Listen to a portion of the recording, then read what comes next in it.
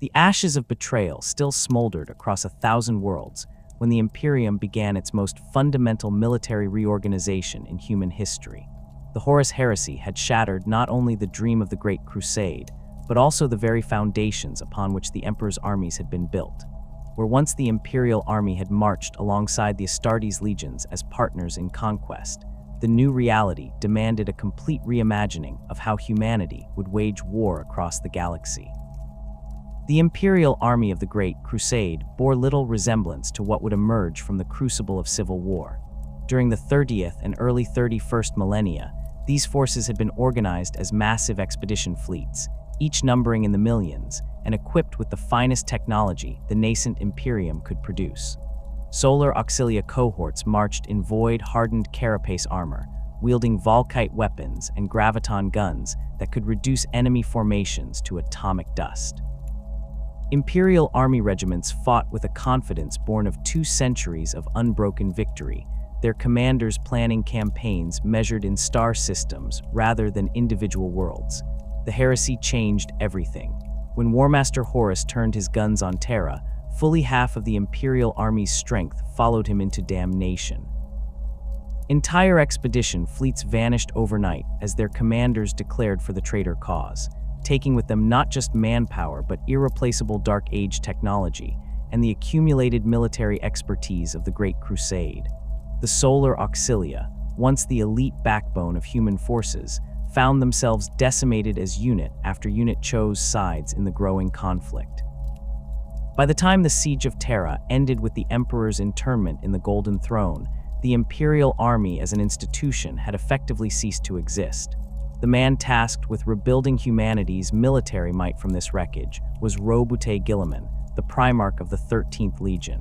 His Codex Astartes would reshape the Space Marine legions, but his influence extended far beyond the Astartes. Guilliman understood that the Imperium's survival depended not on recreating the old Imperial army, but on forging something entirely new from its remnants.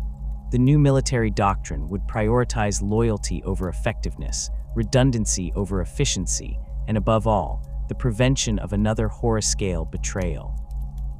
The transformation began with the establishment of the Adeptus Munitorum, a vast bureaucratic apparatus designed to control every aspect of military logistics and organization across the Imperium. Unlike the relatively streamlined command structure of the Great Crusade, where expedition commanders enjoyed broad autonomy, the new system deliberately fragmented authority across multiple departments and agencies. The Adeptus Munitorum would control supply lines, troop movements, and equipment distribution, while the Commissariat maintained political oversight and the Adeptus Mechanicus retained control over the most advanced weaponry. This bureaucratic labyrinth served a crucial purpose beyond mere administration. By ensuring that no single individual or organization could control all aspects of military power, the architects of the new system hoped to prevent another Warmaster from emerging. A regimental commander might lead his troops in battle, but he could not requisition ammunition without approval from the Adeptus Munitorum, could not deploy without clearance from the Administratum, and faced constant surveillance from the Commissariat. The price of this security was efficiency, but after the devastation of the heresy, the Imperium's leaders considered this a reasonable trade. The newly christened Astra Militarum inherited not just the bureaucratic constraints of this new order, but also its fundamental strategic doctrine. Where the Imperial army had been designed for conquest, expanding the Imperium's borders through rapid offensive campaigns, the Imperial Guard would serve primarily as a defensive force. Their role was to hold the line, to buy time for Space Marine intervention, and to ensure that rebellions and xenos incursions never gained enough momentum to threaten vital Imperial worlds. This shift in purpose necessitated a complete rethinking of recruitment, training, and equipment. The elite Solar Auxilia had numbered in the millions, but their sophisticated gear and extensive training made them expensive to maintain and difficult to replace. The new Imperial Guard would instead rely on quantity over quality, drawing recruits from the teeming populations of hive worlds and feral planets across the galaxy. These soldiers would receive basic training, with simple, reliable weapons that could be mass-produced on forge worlds throughout the Imperium. The standard Imperial Guard regiment that emerged from this reorganization reflected these new priorities. Typically numbering between 3,000 and 5,000 soldiers, these units were designed to be expendable components in larger military operations. Their equipment was deliberately standardized and simplified. The ubiquitous lasgun replaced the diverse energy weapons of the Great Crusade era, while flak armor provided basic protection at a fraction of the cost of carapace suits. Tanks like the Leman Russ became the backbone of armored formations, not because they were the most advanced designs available, but because they could be manufactured quickly and maintained by crews with minimal technical training. The cultural transformation proved even more profound than the organizational changes. Imperial army soldiers of the Great Crusade had seen themselves as conquerors, bringing the light of the Emperor to benighted worlds across the galaxy. They fought alongside demigod primarchs and witnessed the birth of a new golden age for humanity. The Imperial Guard inherited none of this optimism. Born in the aftermath of the greatest betrayal in human history, these soldiers were taught that the galaxy was a hostile place where enemies lurked behind every shadow and heresy could corrupt even the most trusted allies. This defensive mindset permeated every aspect of Guard doctrine and culture. Where Imperial Army commanders had been encouraged to show initiative and adapt to changing circumstances, Imperial Guard officers were trained to follow orders precisely and report any deviation from established protocol. The elaborate ceremonies and traditions that developed around Guard regiments served not just to maintain morale, but to reinforce loyalty and conformity. Soldiers who had never seen Terra nonetheless learned to recite prayers to the Emperor and to view their service as a sacred duty rather than a career choice. The establishment of the Commissariat as a parallel command structure within every Imperial Guard formation exemplified this new approach to military organization. Commissars served not just as political officers, but as living embodiments of imperial authority, empowered to execute soldiers and officers alike for any sign of cowardice or disloyalty. Their distinctive uniforms and ceremonial weapons marked them as figures apart from the regular chain of command, answerable only to the highest levels of imperial government. The presence of a commissar in every significant Guard formation served as a constant reminder that the Imperium valued loyalty above all other virtues. The logistical challenges of maintaining this vast military machine across millions of worlds required innovations in bureaucracy and record-keeping that dwarfed anything attempted during the Great Crusade. The Adeptus Militarum developed elaborate systems for tracking personnel, equipment, and supplies across interstellar distances, often relying on astropathic communication that could take months or years to reach its destination. Entire worlds were designated as depot planets, their populations devoted to sorting, cataloging, and redistributing military supplies according to incomprehensibly complex allocation formulas.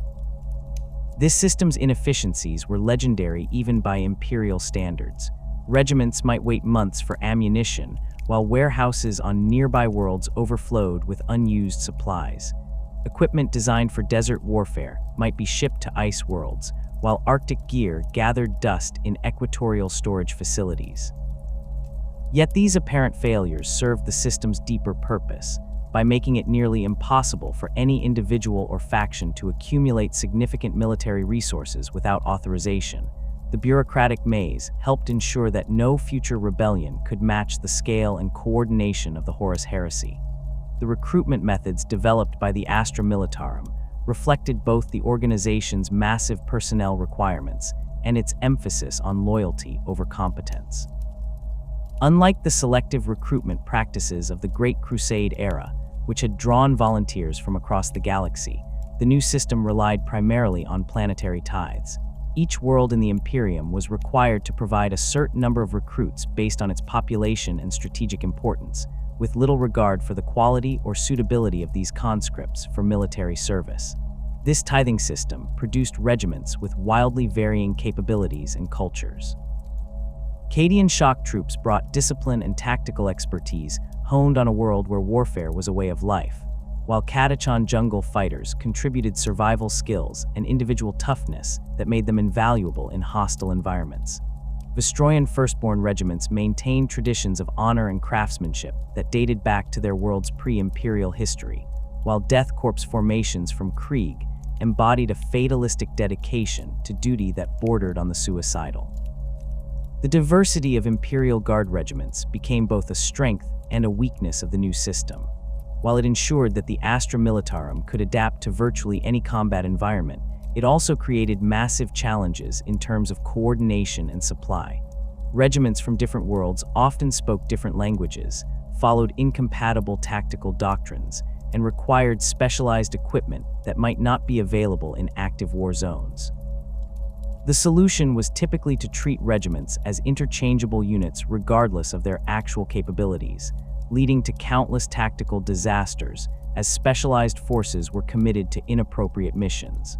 The fundamental military philosophy that emerged from the ashes of the Horus Heresy represented a complete departure from the rapid, decisive campaigns that had characterized the Great Crusade. Where the Imperial Army had operated under doctrines emphasizing speed, technological superiority, and individual initiative, the newly formed Astra Militarum would be built around principles of overwhelming mass, acceptable attrition, and methodical grinding warfare. This transformation was not merely tactical but philosophical, reflecting the Imperium's new understanding of warfare as an existential struggle, where victory was measured not in conquered worlds, but in survival itself. The cornerstone of Imperial Guard doctrine became the principle of massed infantry assault, a strategy that acknowledged both the organization's strengths and limitations. With access to virtually unlimited manpower from across the galaxy's hive worlds and recruitment centers, Imperial commanders learned to view human soldiers as the most abundant resource at their disposal. The standard infantry assault doctrine called for waves of guardsmen to advance under covering fire from artillery and armor, accepting heavy casualties in exchange for overwhelming enemy positions through sheer weight of numbers. This approach proved devastatingly effective against enemies who could not match the Imperium's ability to replace losses, but it came at a cost measured in millions of lives per campaign. The mathematical precision with which Imperial strategists calculated these human costs became one of the most distinctive aspects of Astra Militarum planning. The Tactica Imperialis, the massive collection of strategic manuals that guided Imperial military thinking, contained detailed formulas for determining acceptable casualty rates based on strategic objectives, enemy capabilities, and available reinforcements.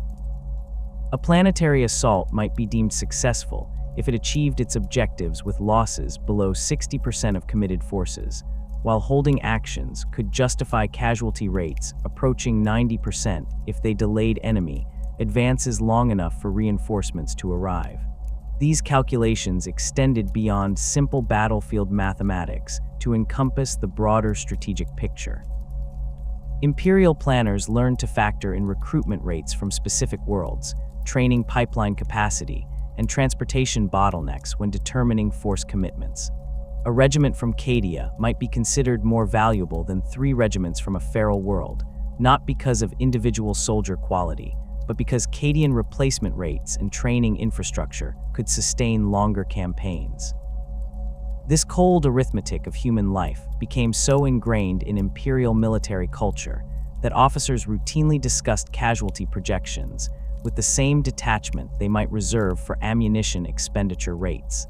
Combined arms warfare represented another fundamental pillar of Imperial Guard doctrine, though its implementation differed significantly from the integrated approach used during the Great Crusade. Rather than the seamless coordination between different military branches that had characterized earlier campaigns, the Imperial Guard developed a more rigid, methodical system that prioritized reliability over flexibility. Artillery barrages would precede infantry advances according to predetermined timetables, with little allowance for changing battlefield conditions. Armored formations operated according to standardized deployment patterns that could be executed by minimally trained crews, but offered little scope for tactical innovation. The Leman Russ battle tank became the archetypal example of this approach to combined arms warfare. Its design prioritized simplicity and durability over sophistication, allowing crews with basic technical training to operate and maintain the vehicle in hostile conditions. Standard doctrine called for Leman Russ squadrons to advance in predetermined formations, providing direct fire support for infantry assaults while remaining within mutually supporting distances. The tank's multiple variants, from the anti-infantry focused Punisher to the siege-breaking Demolisher, allowed commanders to configure armored support for specific tactical situations without requiring extensive retraining of crews or modification of standard operating procedures. Artillery doctrine reflected similar priorities, emphasizing volume of fire over precision targeting. The standard Imperial Guard artillery regiment could deliver devastating barrages across wide areas, saturating enemy positions with high explosive shells that made no distinction between military targets and civilian populations. The Basilisk self-propelled gun became the backbone of these formations, its long-range capabilities allowing artillery units to operate from relatively secure positions while delivering fire support across entire battlefields.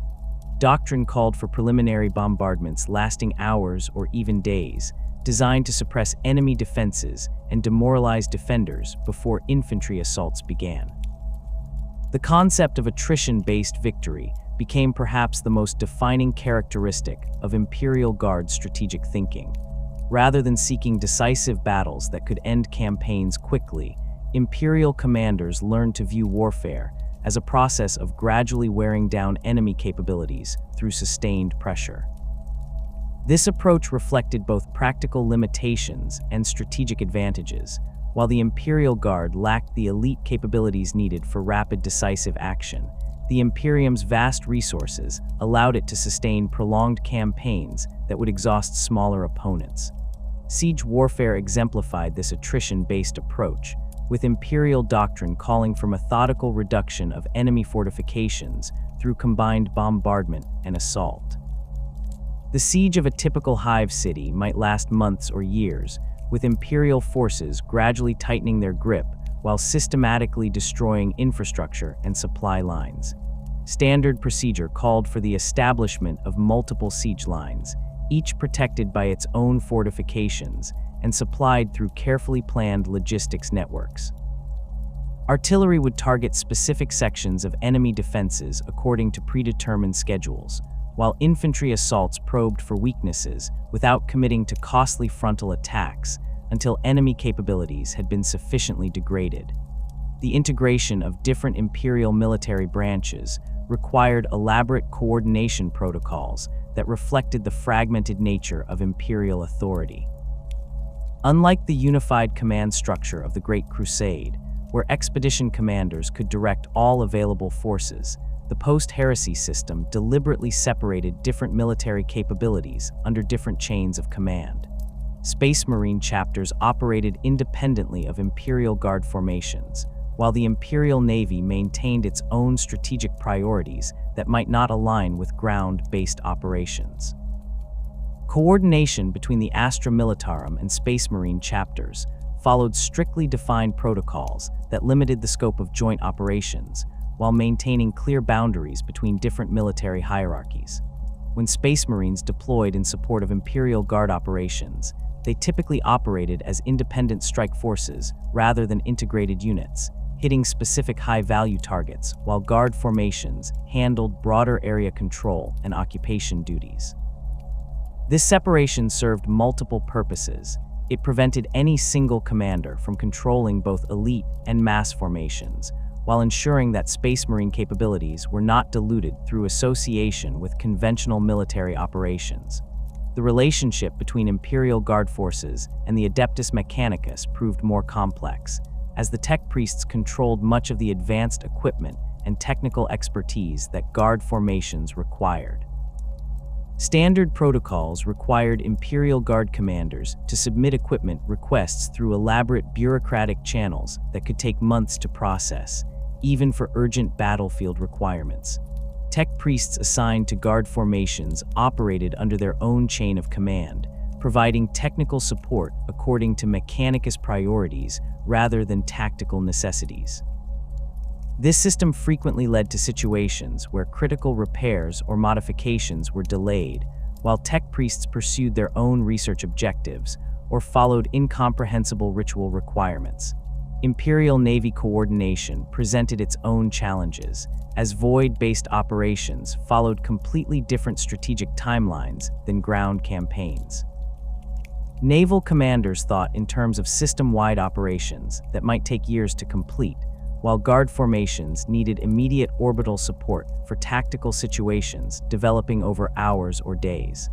The standard solution involved pre-planned fire support missions that could be executed without extensive coordination, though these rigid procedures often proved inadequate for rapidly changing battlefield conditions. Planetary compliance operations represented one of the most systematized aspects of Imperial Guard doctrine, reflecting centuries of experience in bringing rebellious worlds back into Imperial control. Standard procedure called for a graduated response beginning with orbital bombardment of key military and industrial targets, followed by landing operations designed to secure strategic objectives rather than population centers. Guard formations would establish secure landing zones and supply bases before beginning systematic reduction of enemy capabilities, prioritizing the destruction of military forces over civilian casualties when possible. The typical compliance campaign followed a predictable pattern that had been refined through countless similar operations across the galaxy. Initial landings would target spaceports and communication facilities, cutting off enemy forces from outside support and preventing coordinated resistance. Subsequent phases would focus on capturing or destroying major industrial centers, power generation facilities, and government buildings, while avoiding unnecessary destruction of infrastructure that would be needed for post-compliance reconstruction. The final phase involved systematic sweeps through remaining population centers, identifying and eliminating resistance leaders while establishing new Imperial administrative structures. Void shipboarding actions required specialized training and equipment that differed significantly from standard planetary operations. Imperial Guard units assigned to naval operations learned to fight in the cramped corridors and artificial environments of spacecraft, where conventional tactics often proved inadequate. Standard boarding doctrine emphasized speed and overwhelming force, with assault teams using breaching charges and close-quarters weapons to fight through defended sections of enemy vessels. These operations typically resulted in extremely high casualty rates, as defenders could channel attackers through narrow passages while maintaining superior knowledge of ship layouts and systems. The psychological aspects of Imperial Guard doctrine proved as important as tactical considerations, particularly given the organization's reliance on poorly trained conscripts facing enemies that often defied rational understanding. Standard training emphasized absolute obedience to orders and unquestioning faith in Imperial authority, with elaborate ritual and ceremony reinforcing these psychological foundations. Soldiers learned to view death in service to the Emperor as the highest honor achievable, while survival was merely an opportunity to serve again in future campaigns. Commissars played a crucial role in maintaining these psychological foundations during actual combat operations.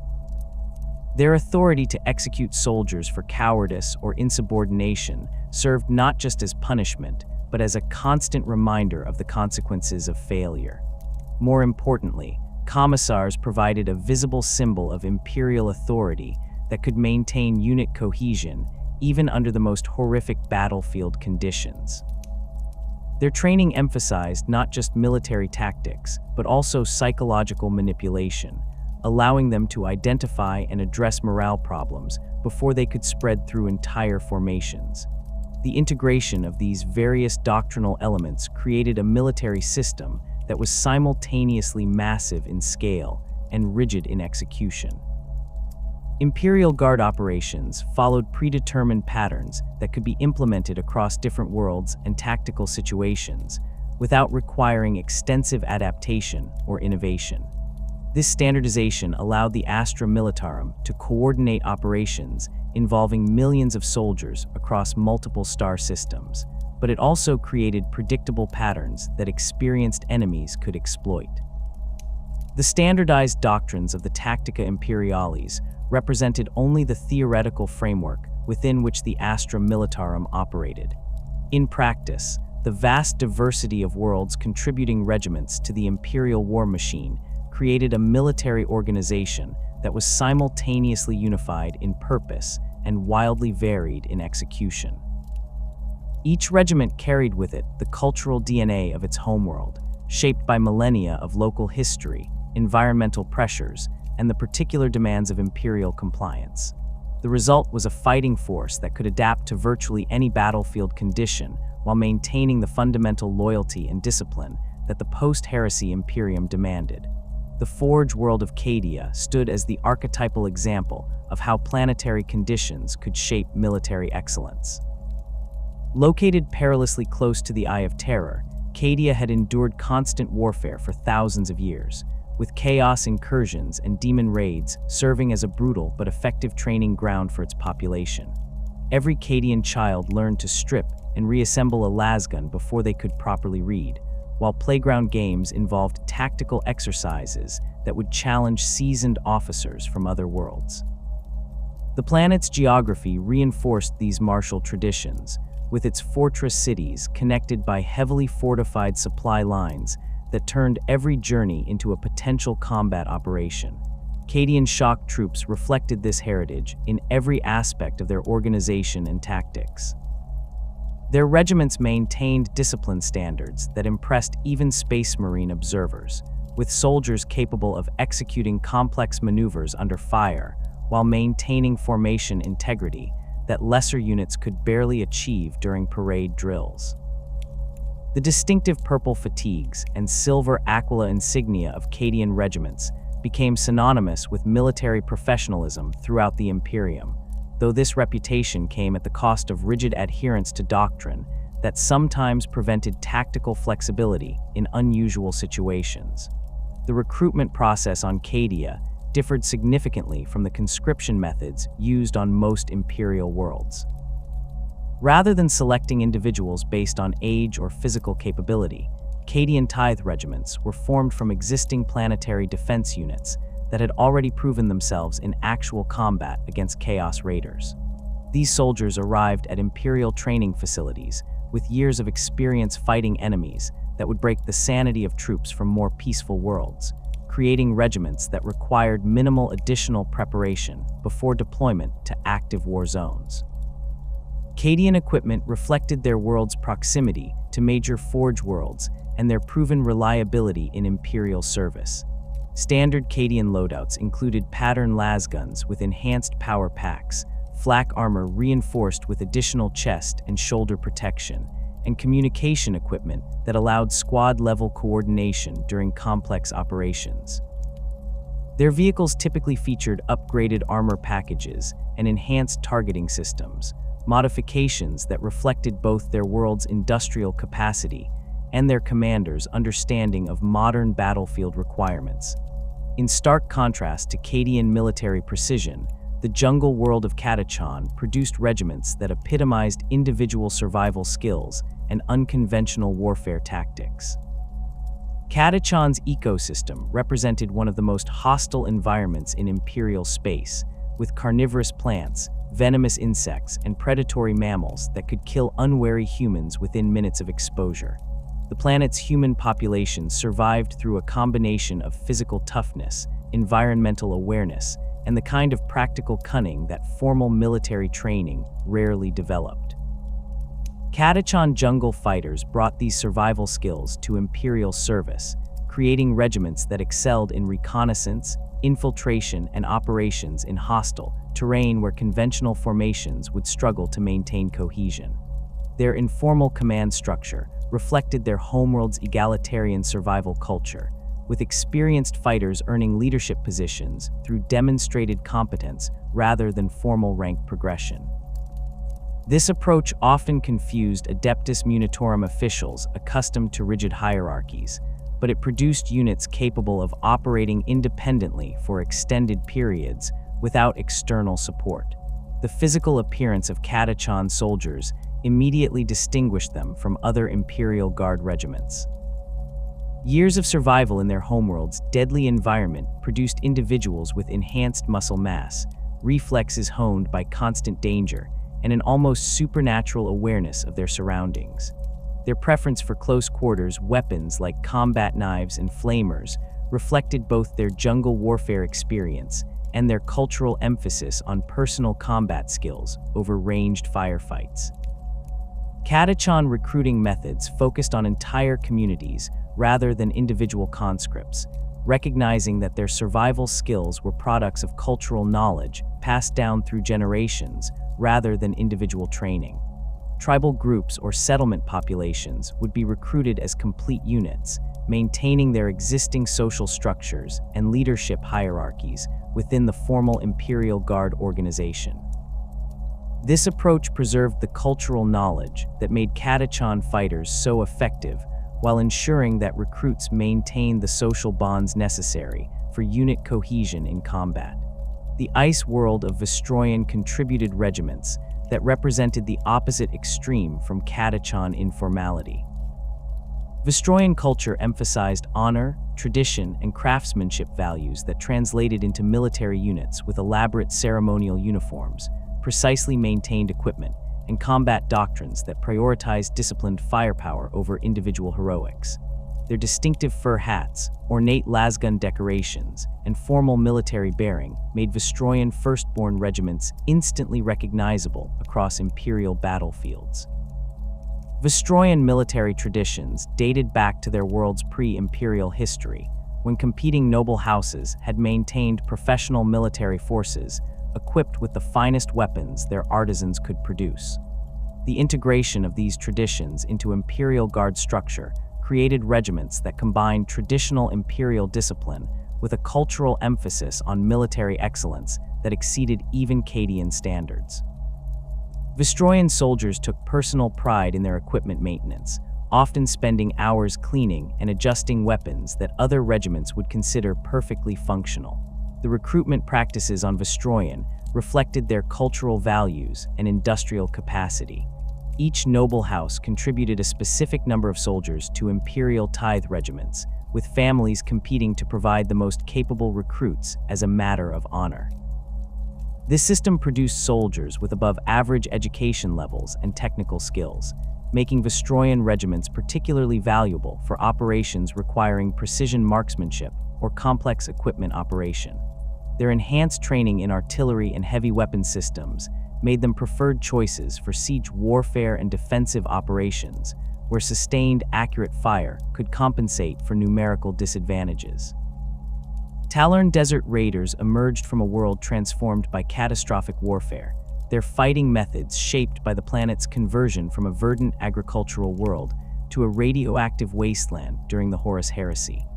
The orbital bombardment that devastated Tallarn forced its surviving population to adapt to harsh desert conditions while maintaining resistance against Iron Warrior's occupation forces. This experience created a military culture that emphasized mobility, endurance, and the ability to strike quickly from concealment before disappearing into hostile terrain. Tallarn regiments specialized in mechanized warfare, using light vehicles that could traverse difficult terrain while providing mobile fire support for infantry operations. Their tactics emphasized rapid movement and hit-and-run attacks that avoided prolonged engagement with superior enemy forces, an approach that proved particularly effective against opponents who relied on static defensive positions or slow-moving heavy equipment.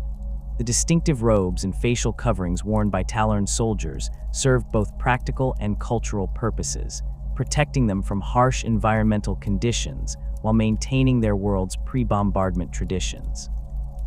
The selection process for Tallarn regiments reflected their nomadic culture and the practical requirements of desert survival.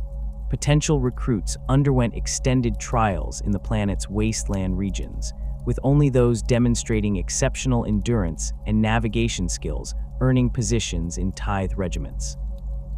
These trials served multiple purposes beyond simple selection, reinforcing cultural values while ensuring that soldiers possessed the physical and mental capabilities necessary for extended operations in hostile environments. The diversity of Imperial Guard regiments extended far beyond these well-known examples, with thousands of worlds contributing forces that reflected their own unique environmental and cultural conditions. Death world populations produced regiments with enhanced physical capabilities and survival instincts, while Hive world conscripts brought urban warfare experience and familiarity with industrial environments. Feral world tribes contributed primitive but effective close combat specialists, while civilized world populations provided soldiers with technical education and organizational skills.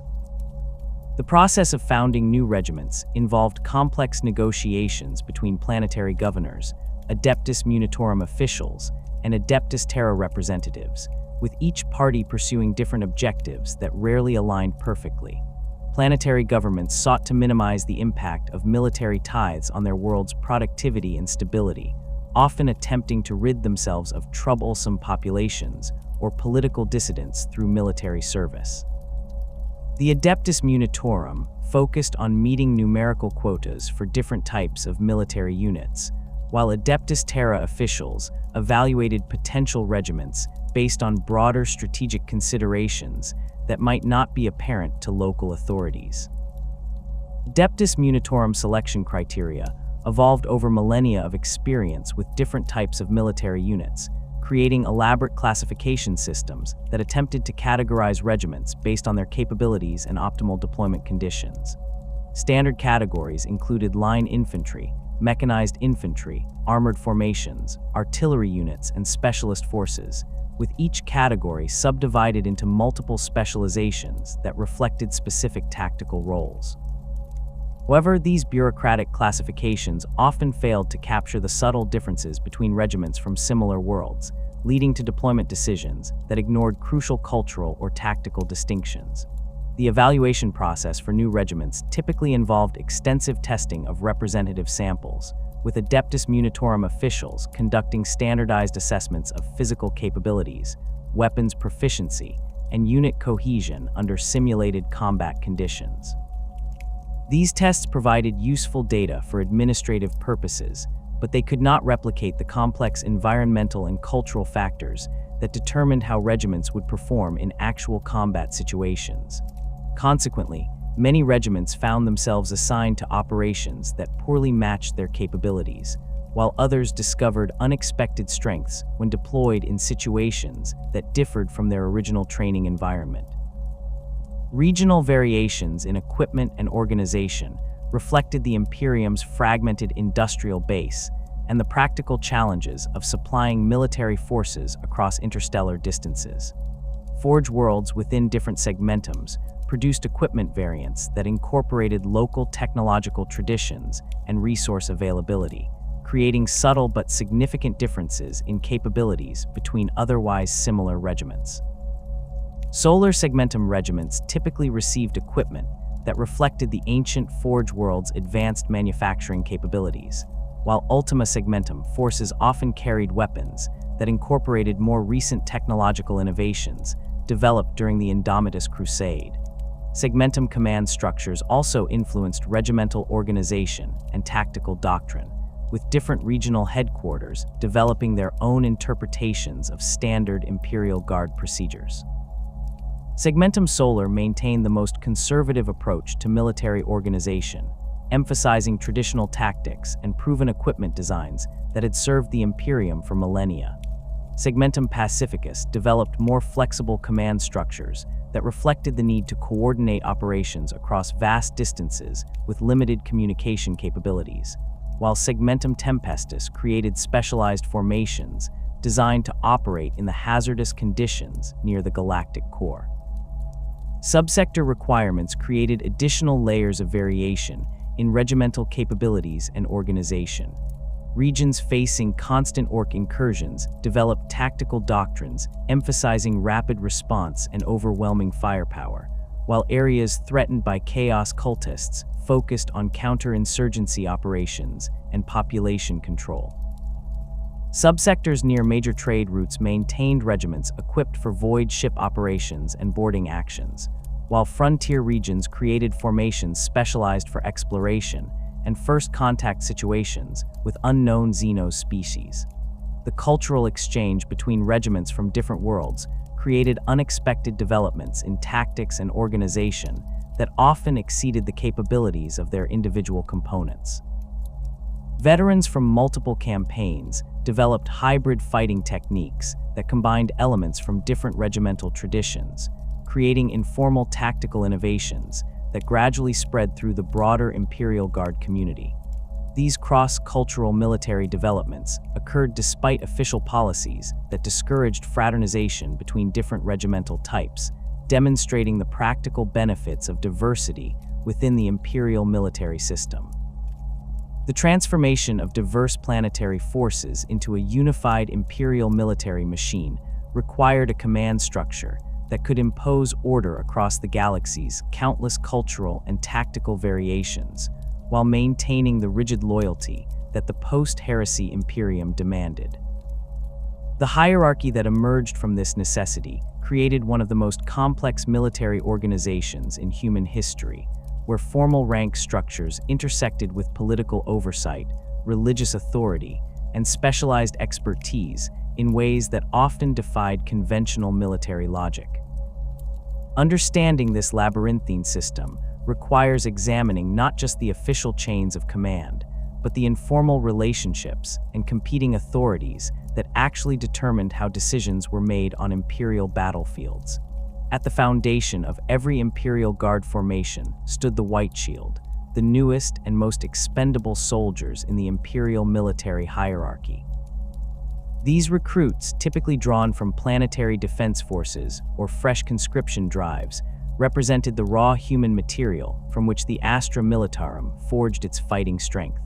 White Shields wore simplified versions of their regiment's standard uniform, often lacking the distinctive markings and equipment that distinguished veteran formations.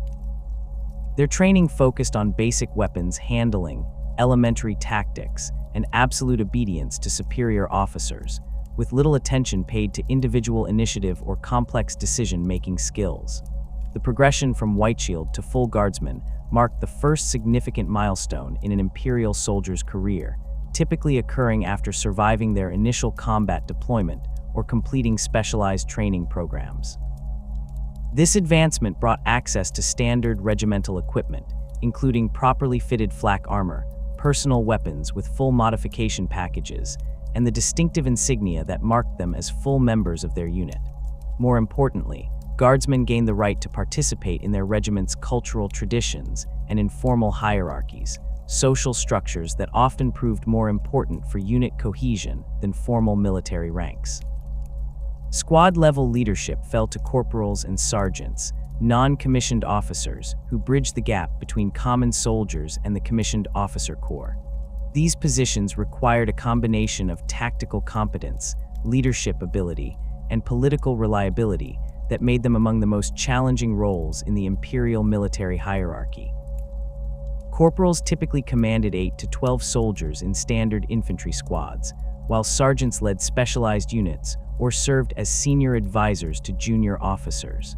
Their authority derived not just from formal rank, but from demonstrated competence in combat situations where theoretical knowledge proved inadequate for survival.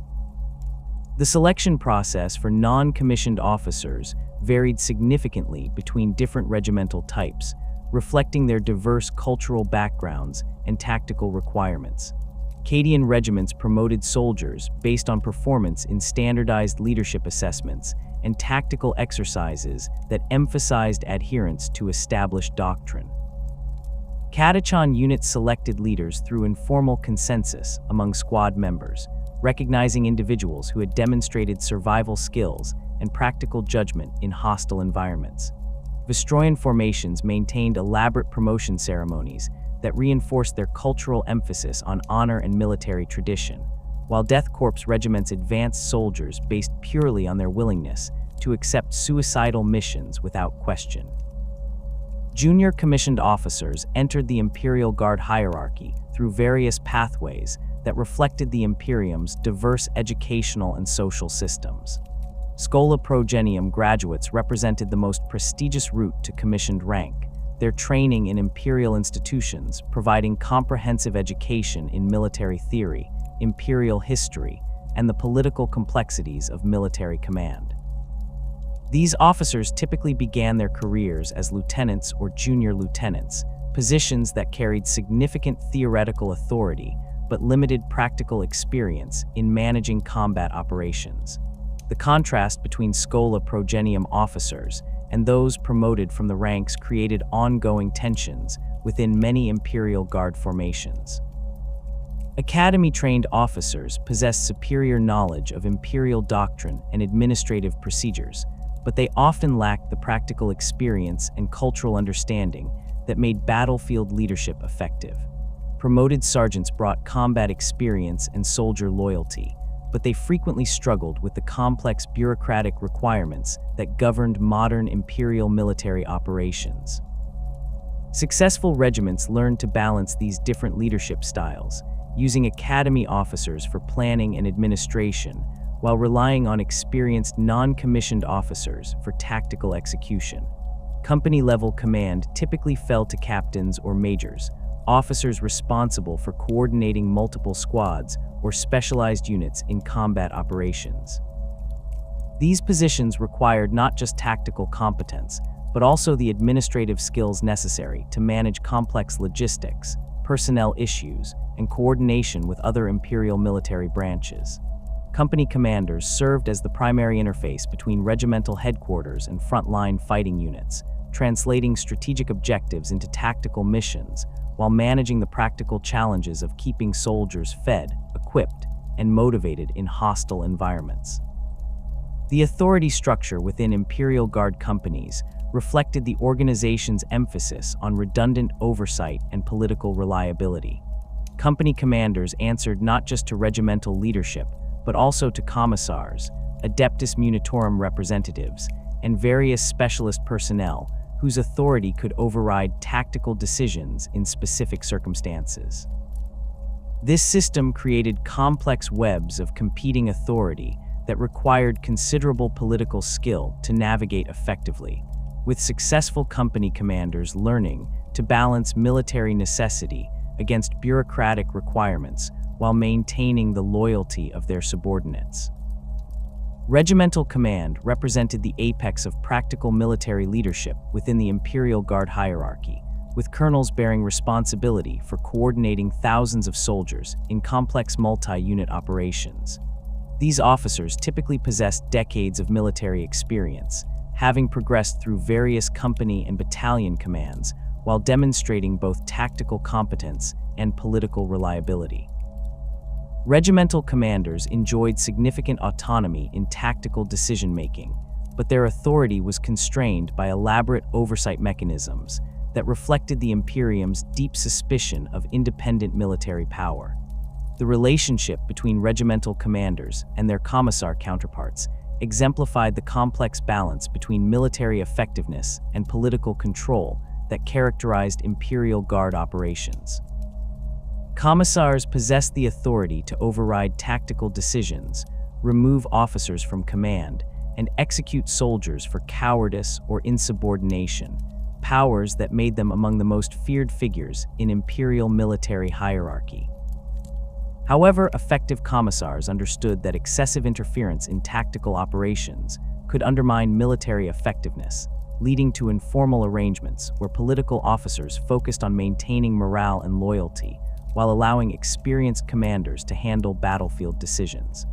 Commissar training at Schola Progenium institutions emphasized political indoctrination, psychological manipulation, and the identification of heretical or seditious behavior within military formations. These officers learned to recognize the subtle signs of unit demoralization, officer incompetence, and potential rebellion that could compromise imperial military operations. Their distinctive black uniforms, peaked caps, and ceremonial weapons served both practical and psychological purposes, marking them as figures apart from the regular military hierarchy while providing visible symbols of imperial authority that could maintain discipline even under the most challenging battlefield conditions. The commissariat's parallel command structure created additional layers of complexity in Imperial Guard operations, with senior commissars exercising authority over multiple regiments while maintaining their own communication networks and intelligence-gathering capabilities. Lord Commissars commanded regional commissariat forces while serving as political advisors to senior military commanders, their recommendations carrying significant weight in strategic planning and personnel decisions. This dual hierarchy ensured that no single individual could control both military and political aspects of Imperial Guard operations, but it also created potential conflicts between military necessity and political requirements that could paralyze decision-making in critical situations. Multi-regimental operations required coordination mechanisms that transcended individual unit boundaries, while maintaining the oversight systems that prevented unauthorized concentration of military power. The appointment of Lord Generals for major campaigns represented the Imperium's solution to this challenge, creating temporary command structures that could coordinate massive military operations while limiting the duration and scope of any individual's authority.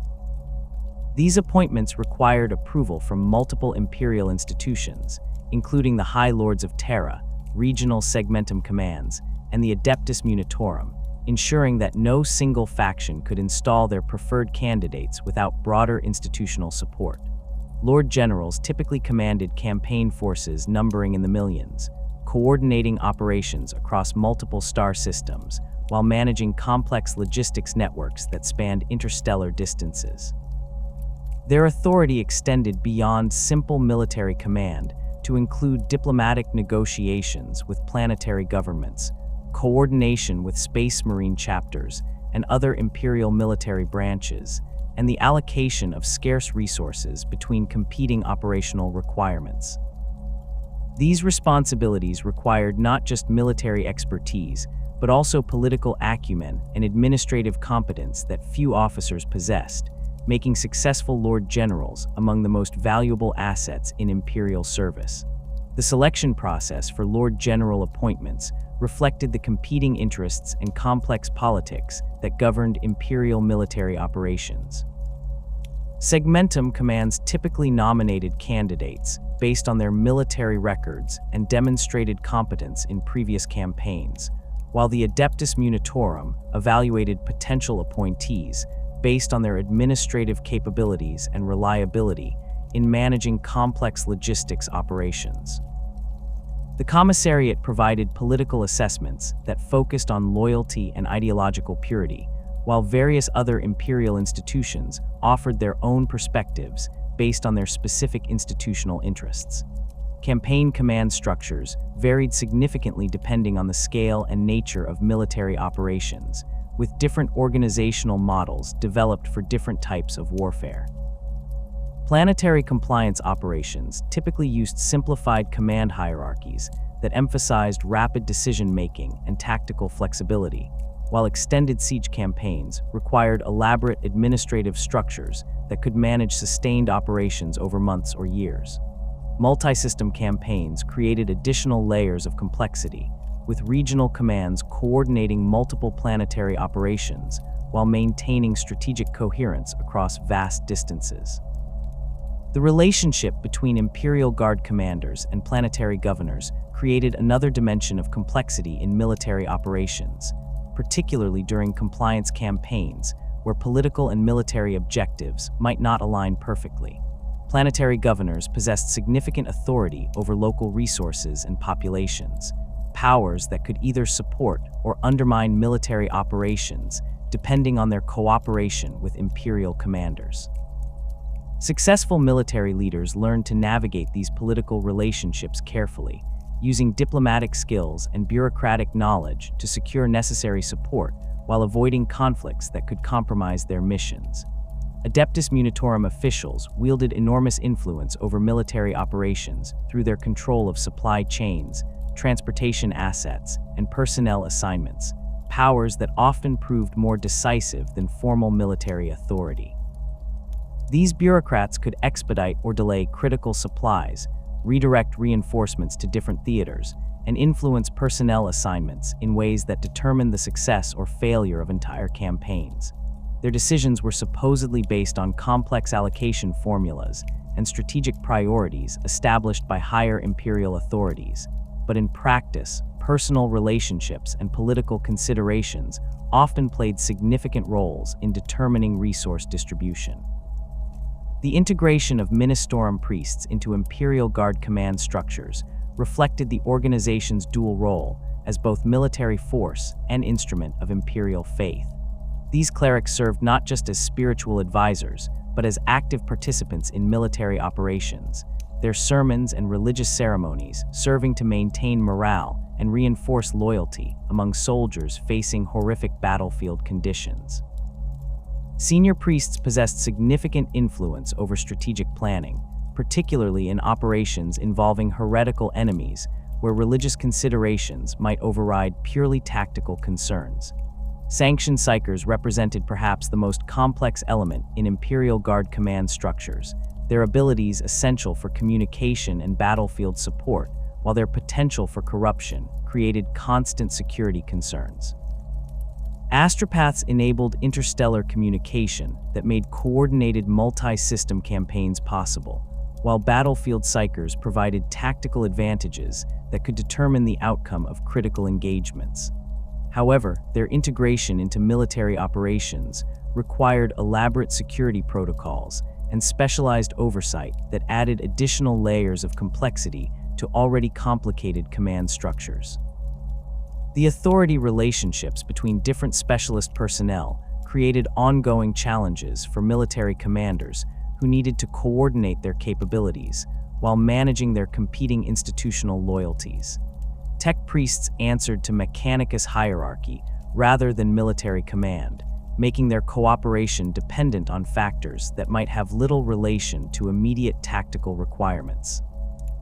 Medical personnel followed their own professional protocols that sometimes conflicted with military necessity, while intelligence specialists maintained communication networks and reporting requirements that bypassed normal military channels.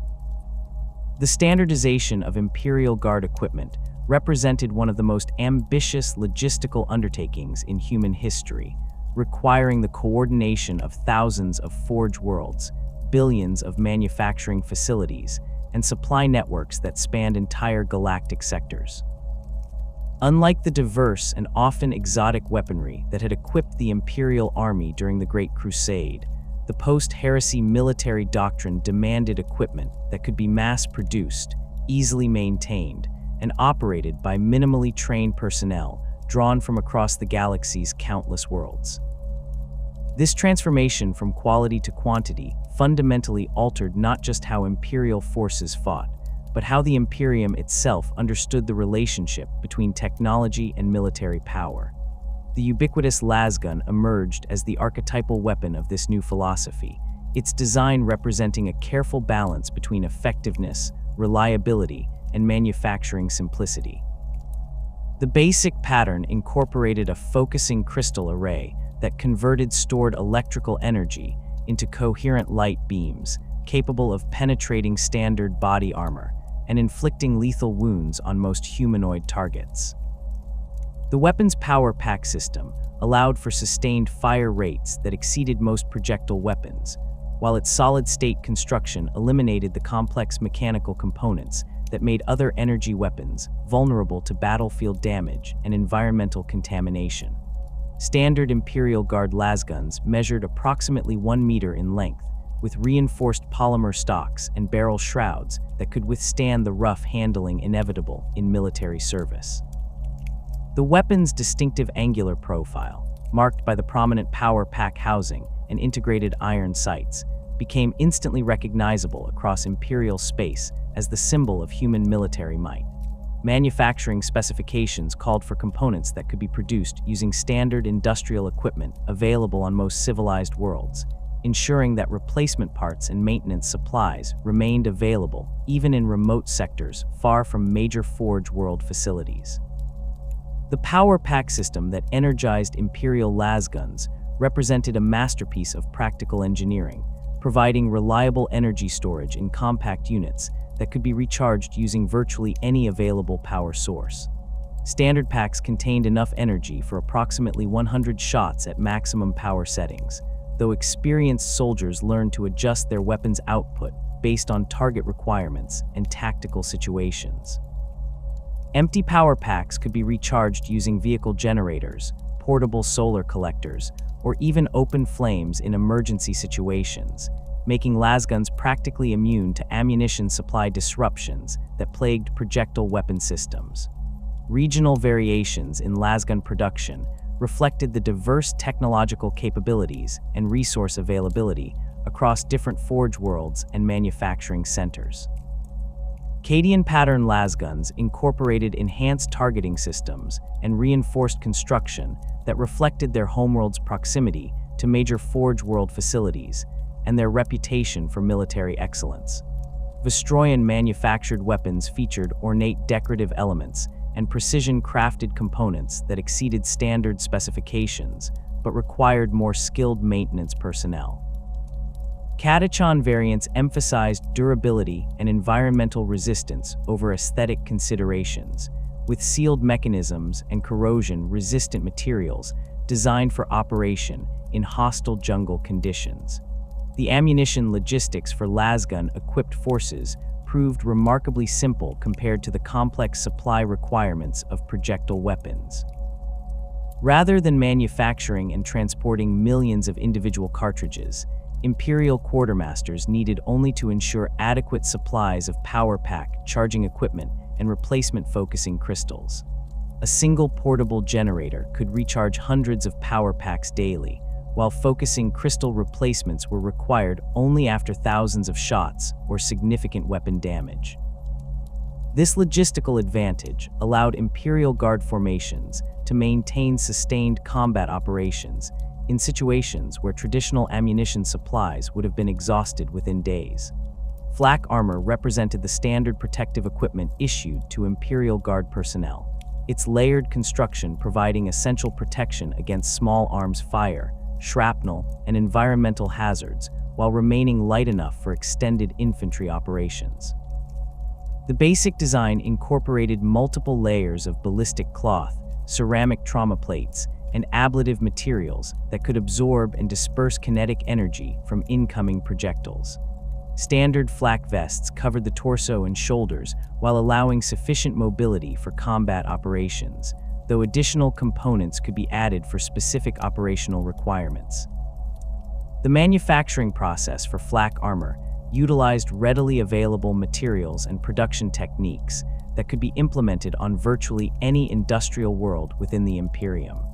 The ballistic cloth layers were woven from synthetic fibers produced using standard chemical processes, while ceramic plates could be manufactured using local mineral resources and basic kiln technology. This distributed production capability ensured that flak armor remained available even during extended campaigns or supply line disruptions, though quality variations between different manufacturing sources created noticeable differences in protective capability and durability. Environmental modifications to standard flak armor reflected the diverse operational requirements faced by Imperial Guard formations across different world types and climate zones.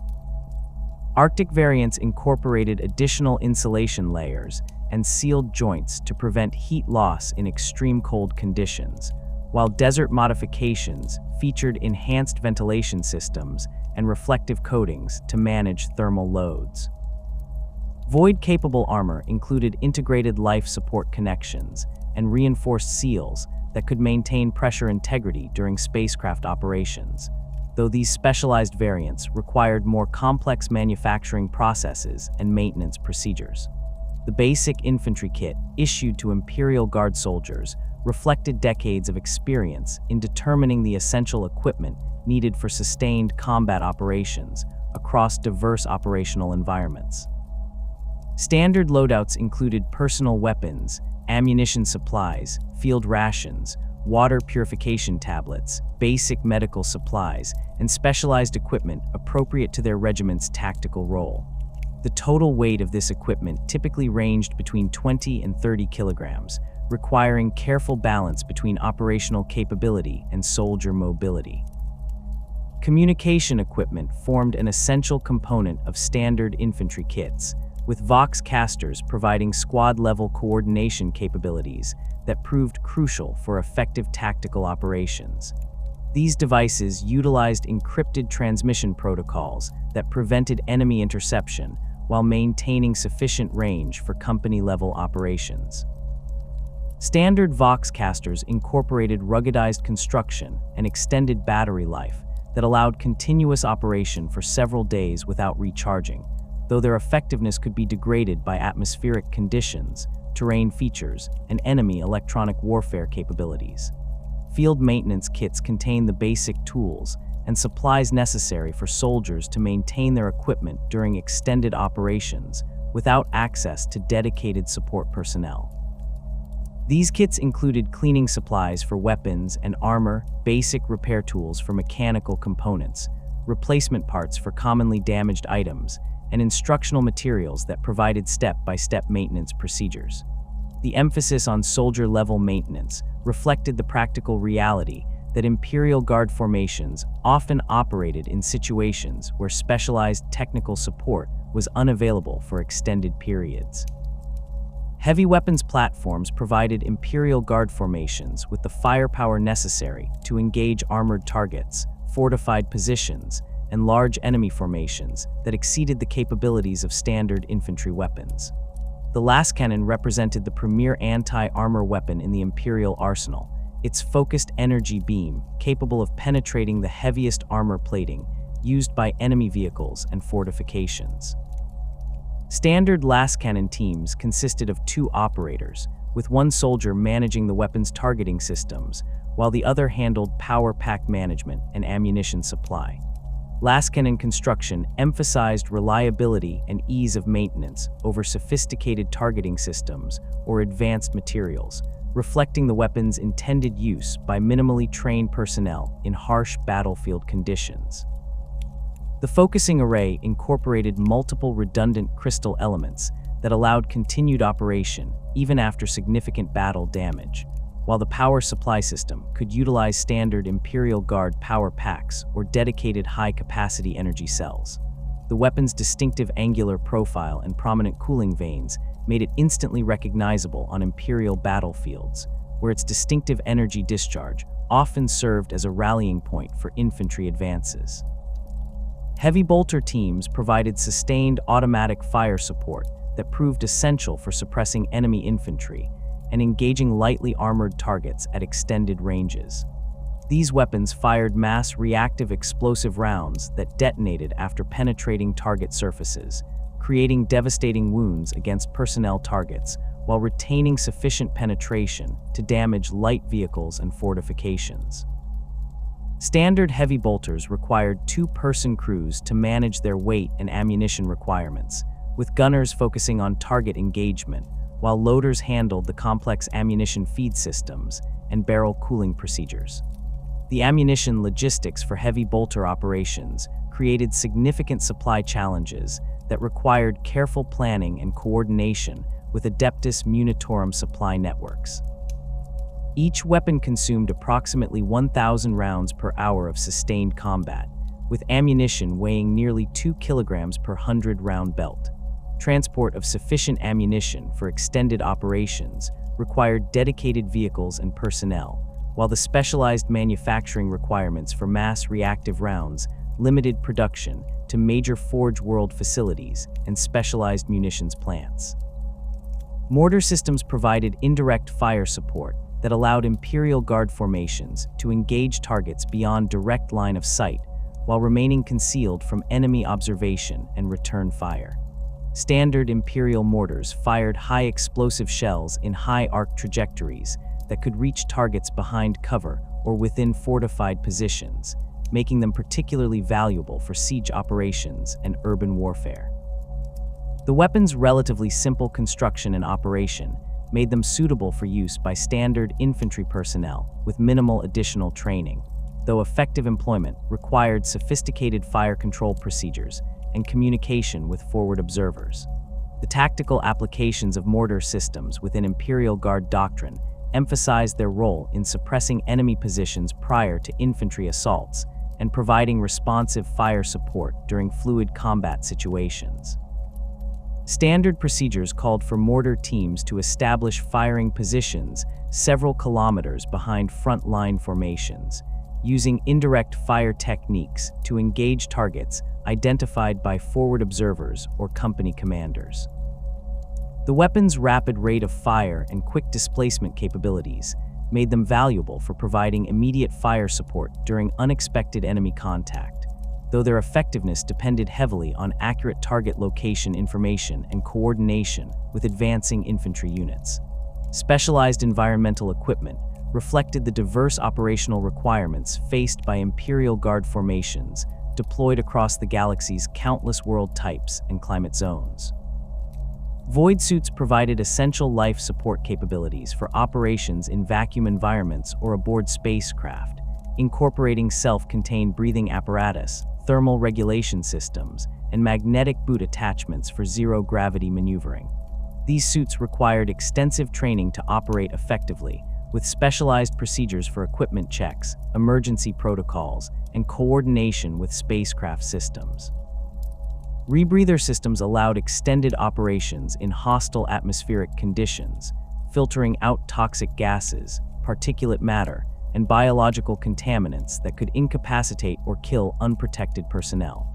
Standard rebreathers incorporated multiple filtration stages and emergency oxygen supplies that provided several hours of protection in completely hostile environments, though their effectiveness varied significantly based on the specific contaminants encountered.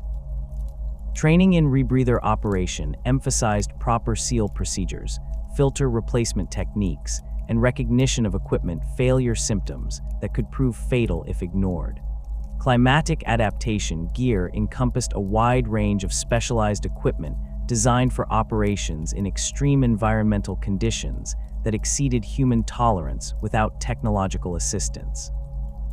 Arctic warfare kits included insulated clothing systems, specialized footwear with enhanced traction, and heating devices that could prevent hypothermia during extended exposure to sub-zero temperatures. Desert operations required different equipment sets focused on thermal management, water conservation, and protection from sand and dust that could damage both personnel and equipment. The logistics of ammunition supply represented one of the most complex challenges faced by Imperial Guard operations, requiring coordination between multiple Imperial institutions and transportation networks that spanned interstellar distances.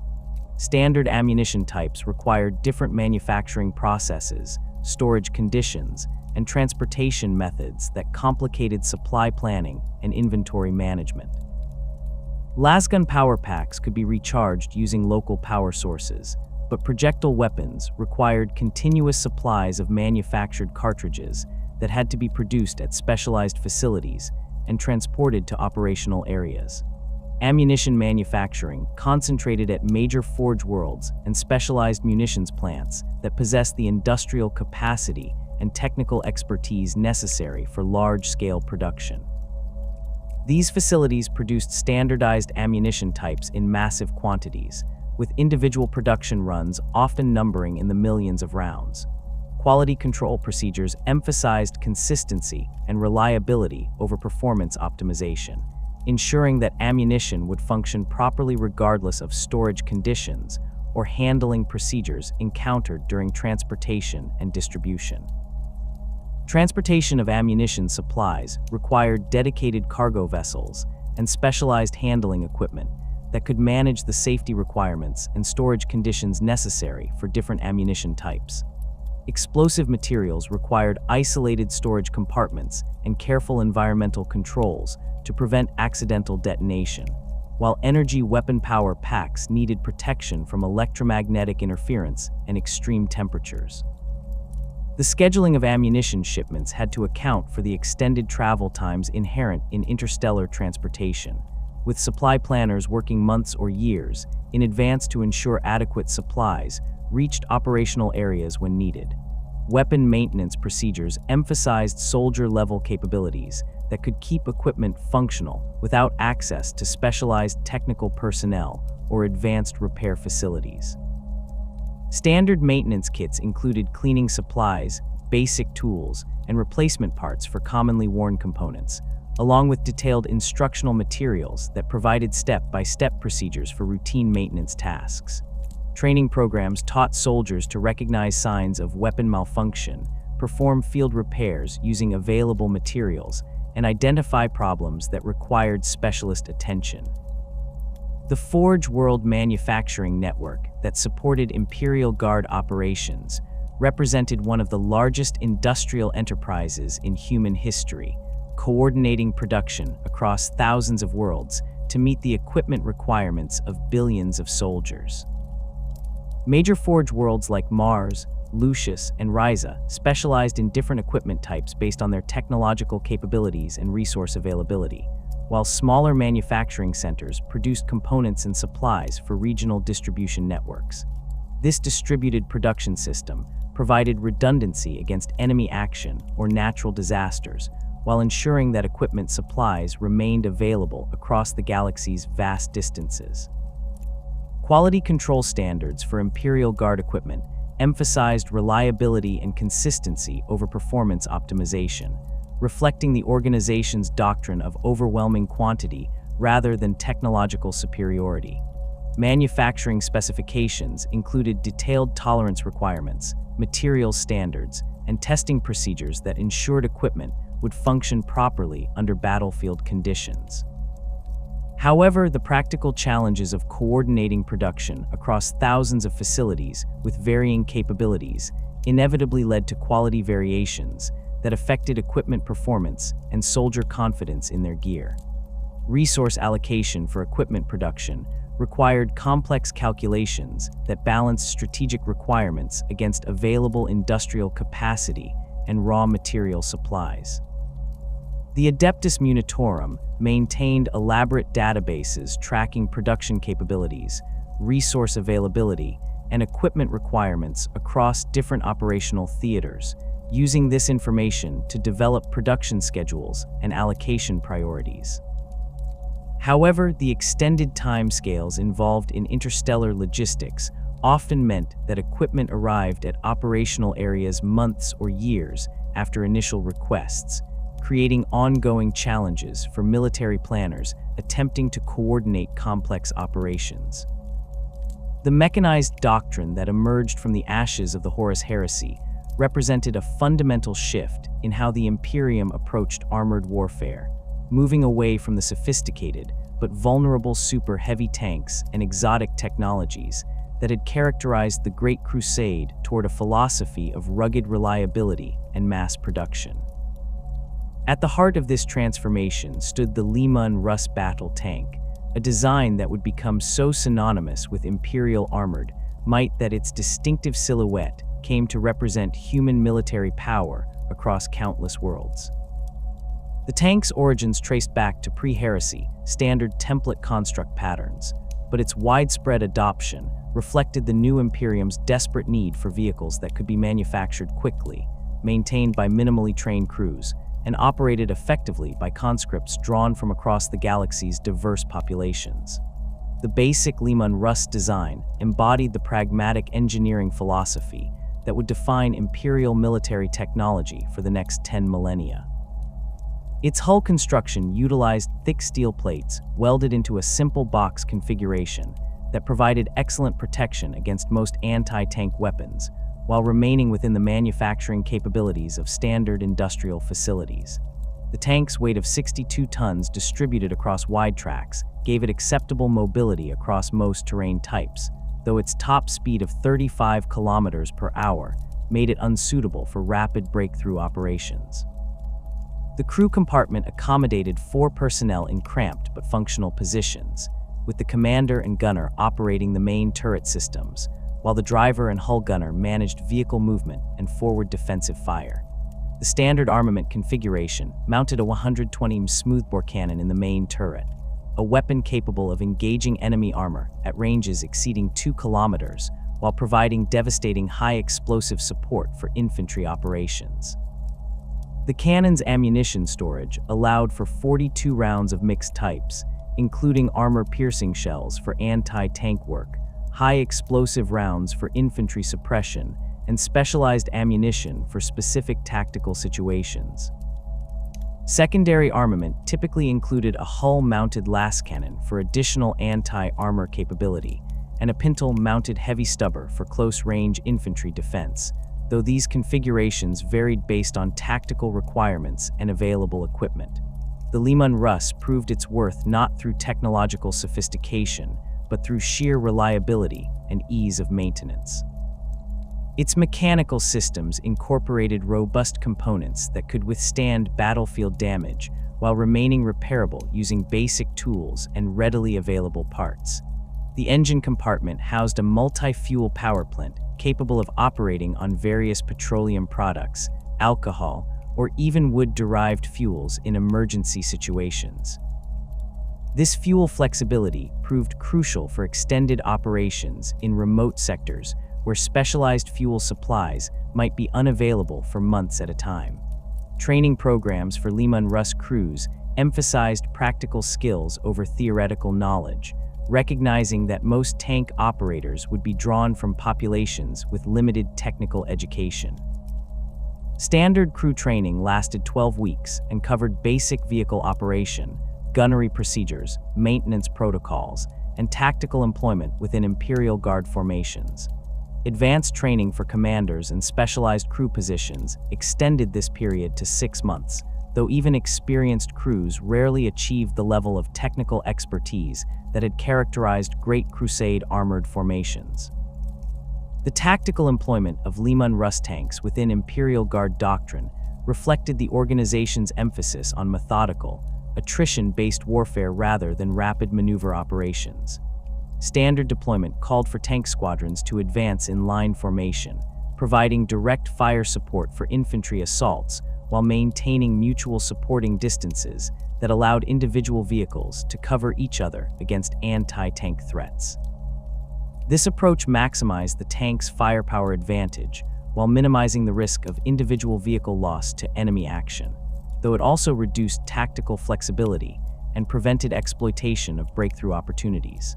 The numerous variants of the Leman Russ design demonstrated the Imperial military's ability to adapt basic platforms for specialized tactical roles without requiring complete redesign or retooling of manufacturing facilities. The Demolisher variant replaced the standard battle cannon with a massive siege gun capable of reducing fortified positions and bunker complexes, its short range but devastating firepower making it invaluable for urban warfare and siege operations. The Punisher variant mounted a rapid-fire Gatling cannon that could shred infantry formations and light vehicles, while the Executioner carried a plasma cannon that provided enhanced armor penetration at the cost of increased maintenance requirements and ammunition complexity. Artillery support variants included the Vanquisher, equipped with a long-barreled anti-tank gun designed specifically for engaging heavy enemy armor at extended ranges. This configuration proved particularly effective against enemy super heavy tanks and fortified positions, though its specialized ammunition requirements and complex fire control systems made it more difficult to maintain than standard battle tank variants. The Exterminator mounted twin-linked autocannons that provided excellent anti-aircraft capability while retaining effectiveness against light ground targets, making it valuable for operations in areas where enemy air support posed significant threats. The manufacturing network that produced Leman Russ tanks represented one of the Imperium's most successful standardization efforts, with forge worlds across the galaxy producing vehicles that maintained functional compatibility despite regional variations in construction techniques and available materials.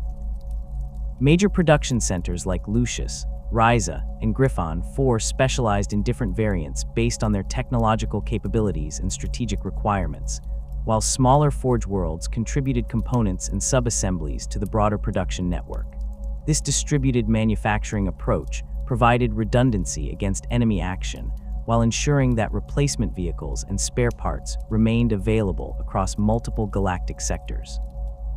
Regional variations in Leman Russ production reflected local technological traditions and resource availability, creating subtle but significant differences in vehicle capabilities and reliability.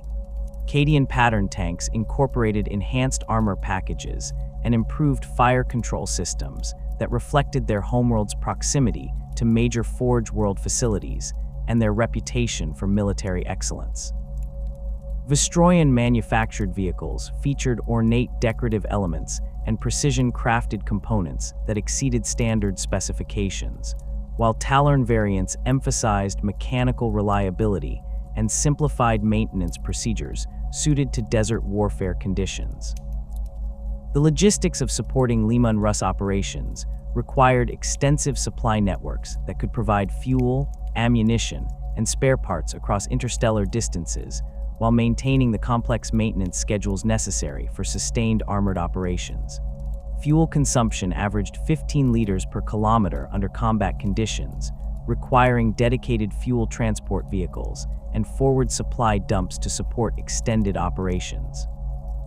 Ammunition resupply proved even more challenging, with each tank carrying sufficient main gun rounds for approximately 2 hours of sustained combat, necessitating frequent resupply operations that exposed vulnerable transport vehicles to enemy action. Maintenance requirements for Leman Russ tanks reflected their robust construction, but also highlighted the challenges of keeping complex mechanical systems operational under battlefield conditions. Daily maintenance procedures included track tension adjustments, engine fluid checks, weapon system cleaning, and radio equipment testing, tasks that required approximately 4 hours of crew time per day. Weekly maintenance involved more extensive inspections of drive systems, weapon mechanisms, and armor integrity, while monthly overhauls required specialized technical personnel and workshop facilities that might not be available in forward deployment areas. The Chimera Armored Personnel Carrier emerged as the second pillar of Imperial mechanized doctrine, providing protected transport for infantry squads while offering fire support capabilities that enhance their tactical effectiveness. The vehicle's design prioritized troop capacity and reliability over speed or sophisticated systems, accommodating 12 fully equipped soldiers in a rear compartment that could be rapidly exited through rear doors or top hatches. The Chimera's relatively light armor provided protection against small arms fire and artillery fragments while remaining light enough for air transport and amphibious operations. Standard Chimera armament consisted of a turret-mounted multilaser for anti-infantry work and a hull-mounted heavy bolter for additional fire support, though these configurations could be modified based on tactical requirements and available equipment. The multilaser proved particularly effective against lightly armored targets and infantry formations, its rapid-fire capability allowing sustained suppression of enemy positions during dismounted infantry assaults. The heavy bolter provided heavier firepower against fortified positions and light vehicles, though its limited ammunition capacity required careful fire discipline during extended engagements. The tactical employment of Chimera-mounted infantry formations represented a significant evolution in Imperial Guard doctrine, allowing rapid deployment of troops across extended battlefields while providing mobile fire support that could adapt to changing tactical situations. Standard procedures called for Chimera squadrons to advance under covering fire from supporting armor, dismount their infantry passengers at predetermined positions, and then provide overwatch fire while the dismounted troops conducted their assigned missions. This approach maximized infantry mobility while retaining the protection and firepower advantages of mechanized systems. Training for Chimera crews emphasized coordination with dismounted infantry and integration with larger mechanized formations, skills that proved crucial for effective combined arms operations. Crew training programs lasted 8 weeks and covered vehicle operation, weapon systems, maintenance procedures, and tactical communication protocols. Additional training for infantry units focused on rapid mounting and dismounting procedures, coordination with vehicle crews during combat operations, and emergency evacuation techniques that could save lives when vehicles suffered battle damage.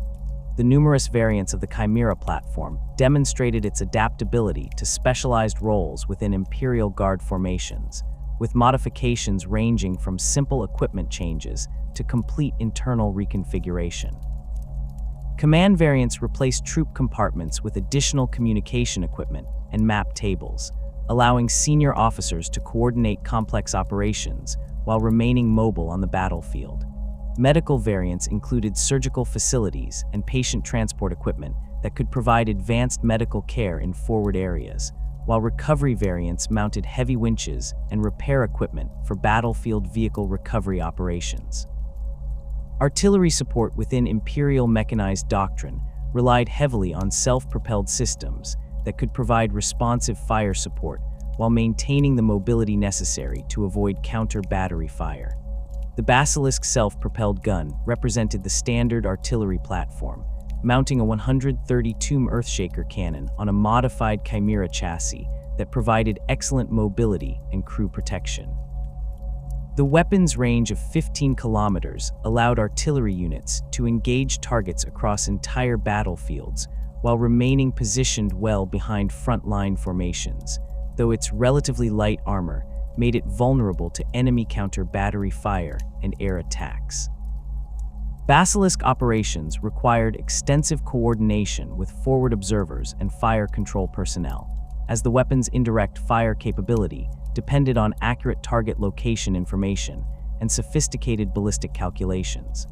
Standard fire missions involved multiple vehicles firing coordinated barrages that could saturate target areas with high explosive shells, creating devastating effects against infantry formations and lightly protected vehicles.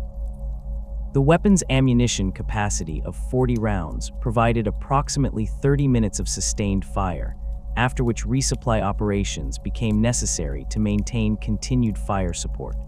The tactical employment of Basilisk batteries within Imperial Guard operations followed established artillery doctrines that emphasized massed fires and predetermined target engagement procedures. Standard deployment called for battery positions several kilometers behind frontline formations, with individual vehicles separated by sufficient distances to prevent single enemy strikes from eliminating multiple systems. Fire control procedures utilized elaborate communication networks that linked forward observers with battery commanders and individual gun crews, allowing rapid engagement of targets identified by advancing infantry or reconnaissance elements. Manticore missile launchers provided Imperial Guard formations with precision strike capabilities that complemented the area suppression fires of conventional artillery systems. These vehicles mounted multiple rocket launchers capable of engaging targets at ranges exceeding 30 kilometers, their guided munitions providing accuracy levels that exceeded conventional artillery while delivering devastating explosive effects against point targets. The Manticore's missile systems could engage enemy armor concentrations, command facilities, and fortified positions with precision that minimized collateral damage while maximizing tactical effectiveness. The complexity of Manticore systems required specialized crew training that exceeded the requirements of conventional artillery platforms, with operators learning missile programming procedures, target designation techniques, and sophisticated fire control protocols.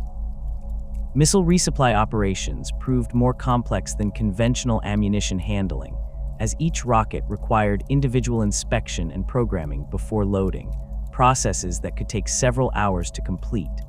The vehicle's sophisticated targeting systems also required regular calibration and maintenance by qualified technical personnel, making Manticore units more dependent on rear area support than simpler weapon systems.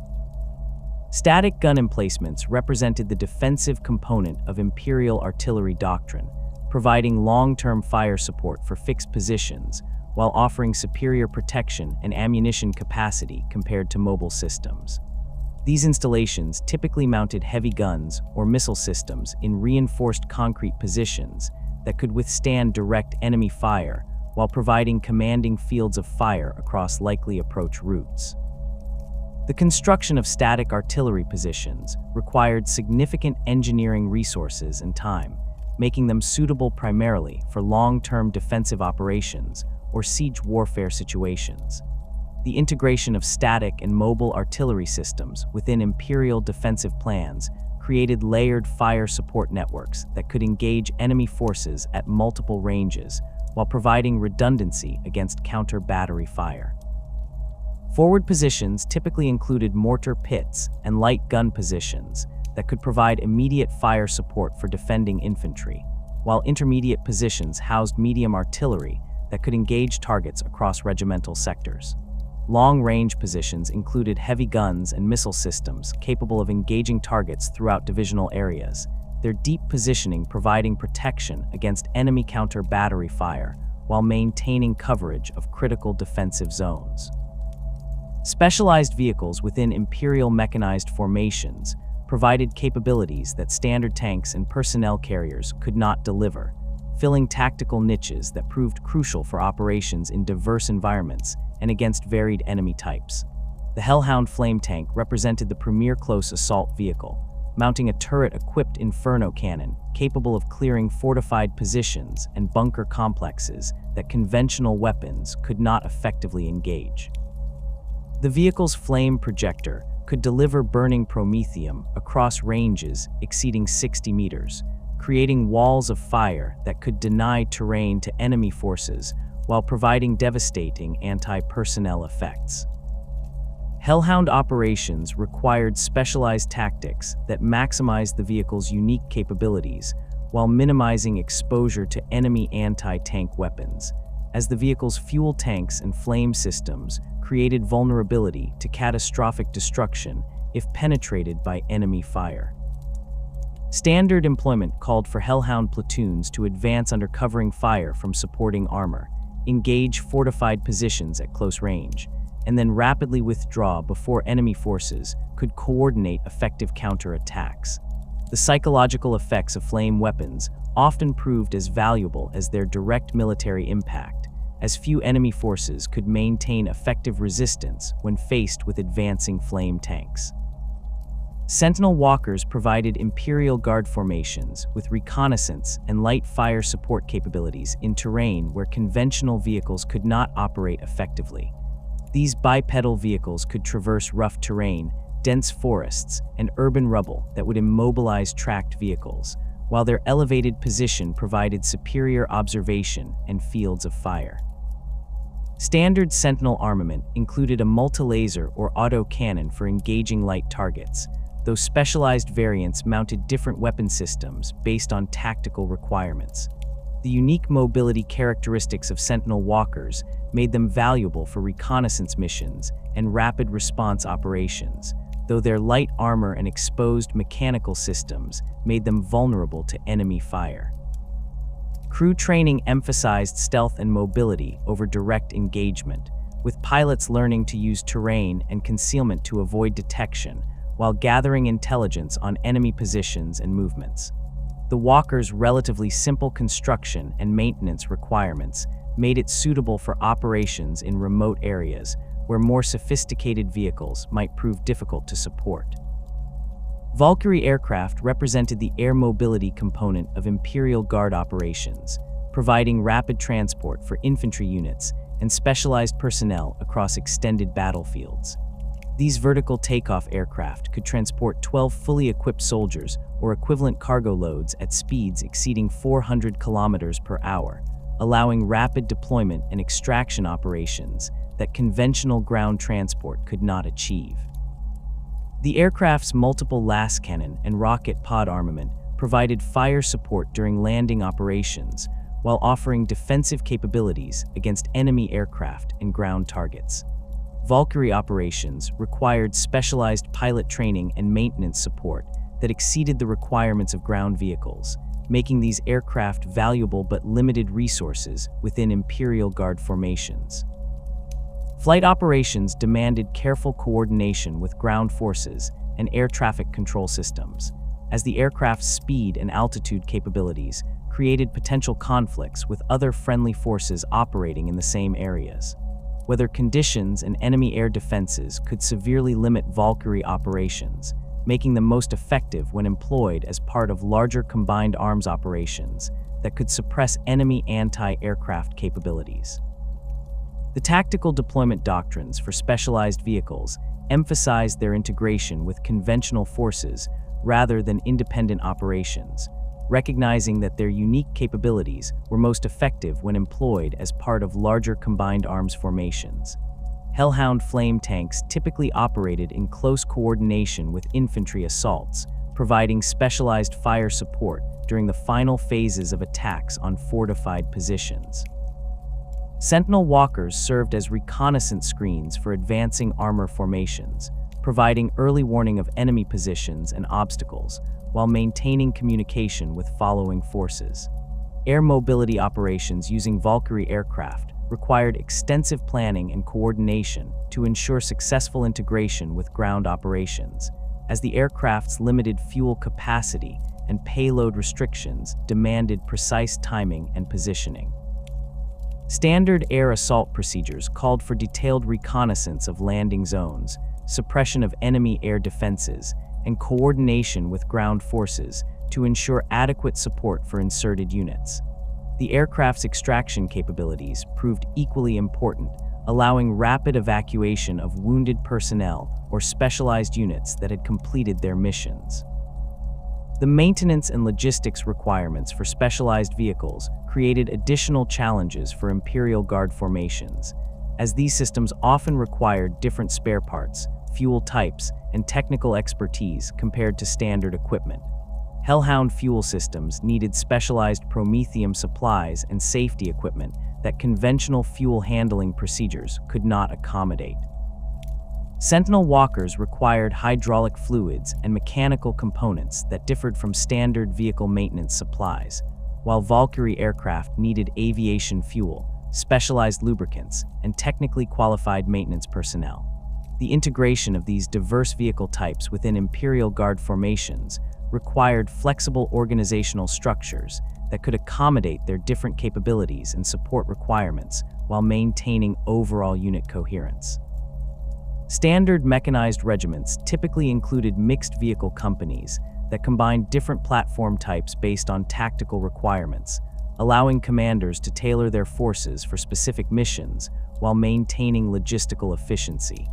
Training programs emphasized cross-training between different vehicle types, ensuring that personnel could adapt to changing equipment availability and tactical situations.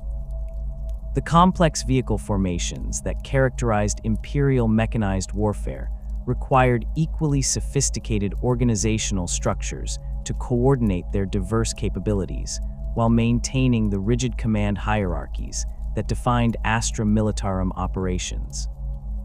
The basic building block of Imperial Guard organization remained the infantry company, typically comprising between 100 and 150 soldiers organized into 3 to 5 platoons, each containing multiple squads of 8 to 12 men. This fundamental structure provided the framework around which all other Imperial Guard formations were built, though the specific composition varied significantly based on regimental type, operational requirements, and available equipment. Standard infantry companies included a command squad led by a captain or major, responsible for coordinating platoon operations while maintaining communication with higher command echelons. The command squad typically consisted of the company commander, a senior non-commissioned officer serving as company sergeant, a Vox operator for communication duties, and specialized personnel such as medics, standard bearers, or heavy weapons specialists. This core group provided the administrative and tactical leadership necessary for company-level operations, while serving as the primary interface between frontline units and regimental headquarters. Each platoon within the company structure operated under the command of a lieutenant or senior sergeant, with platoon command squads including junior officers, platoon sergeants, Vox operators, and specialized support personnel. The platoon represented the lowest level of Imperial Guard organization that maintained dedicated command elements, reflecting the importance of leadership continuity in maintaining unit effectiveness during extended combat operations. Platoon commanders bore responsibility for coordinating squad-level operations, while implementing company-level tactical plans, requiring a combination of tactical competence and administrative skills that made these positions among the most demanding in the imperial hierarchy. Individual squads formed the foundation of Imperial Guard tactical operations, with squad leaders typically holding the rank of corporal or sergeant and commanding between 8 and 12 soldiers, depending on regimental organization and tactical role. Standard infantry squads included a squad leader, designated marksmen for precision fire support, heavy weapons specialists operating squad support weapons, and riflemen equipped with standard lasguns for general combat duties. This organization provided squads with the flexibility to engage various target types while maintaining sufficient firepower to operate independently during dispersed operations. Heavy weapons teams represented specialized elements within company organization, typically organized as separate squads or attached to standard infantry platoons based on tactical requirements. These teams operated crew-served weapons such as heavy bolters, lascannons, or missile launchers that provided capabilities beyond those of standard infantry weapons. The 2 or 3 man crews required specialized training in weapon operation, ammunition handling, and tactical employment that made them valuable but limited resources within company structures. The formation of combined regiments for specific campaign requirements represented one of the most significant organizational innovations developed by the Astra Militarum, allowing the combination of different regimental types and capabilities into task forces tailored for particular operational environments. These combined formations typically brought together infantry regiments with armored companies, artillery batteries, and specialized support units to create self-contained forces capable of independent operations across extended campaigns. The organizational complexity of managing these diverse elements required sophisticated command structures and coordination procedures that often strain the capabilities of standard Imperial Guard leadership. Armored companies within combined regimental structures typically consisted of 3 to 5 tank squadrons, each containing 3 to 5 Leman Russ battle tanks or specialized variants configured for specific tactical roles.